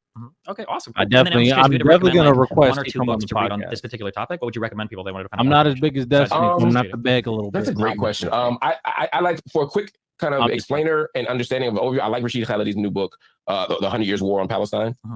I also like, if you want a book that feels a little less, what's the word? I don't want to say neutral, because I think Rashid does a wonderful book, but I would say One Palestine Complete by Tom Segev is a great book. One Palestine Complete. It's a great sort of historical analysis by an Israeli historian who I think gives a really interesting sort of examination of that. One Palestine Complete. I didn't really start deep diving in my of that initial period. I'm in so many spaces I have to research all. It doesn't go over the complete 100-year history, but you'll get a great understanding of that 30-year period under the British mandate. I'm trying to think what else. But those would be two off the top of my head that I would say would just be really good to read. Okay, cool, awesome. Yep. Well, hey, listen, I super appreciate it. Thanks a lot. Hopefully we can chat in the future. And yeah, have a good one, man. You too. Talk soon. Bye. Well, that was a good combo. I think I disagreed. There's a lot in there that I disagree with, but I got to discuss it more in depth than. International law certainly supports the idea that even if the worst things imaginable happened. I like that this guy has, like, we might disagree on some of the applications of international law, but I like that he has a decent understanding of it, that he's not just like, oh, civilian dead, international law violated. Yeah. Curious what the bombings happening in the Super Bowl. I haven't read anything about these recent, the Rafah bombings. Rafah, I think, is the city that's in the that borders Gaza and Egypt, right? Am I mixing that up? Or is it the one to the northeast? And they're always bad, and everything they do is bad. So yesterday, Israel got $3 billion, and they spent it killing Palestinian children. And then the next day, they used, they prisoners of war and the hostages as a talking point to continue justifying their. Should I watch the Hassan one? I'm very curious on his conversation with Hassan. I might react to that, but that's all we got for this video. Hope you guys enjoy. Y'all have a good one. Like and subscribe to the YouTube channel. Maybe we can get this guy on the podcast in the future. Take care and peace.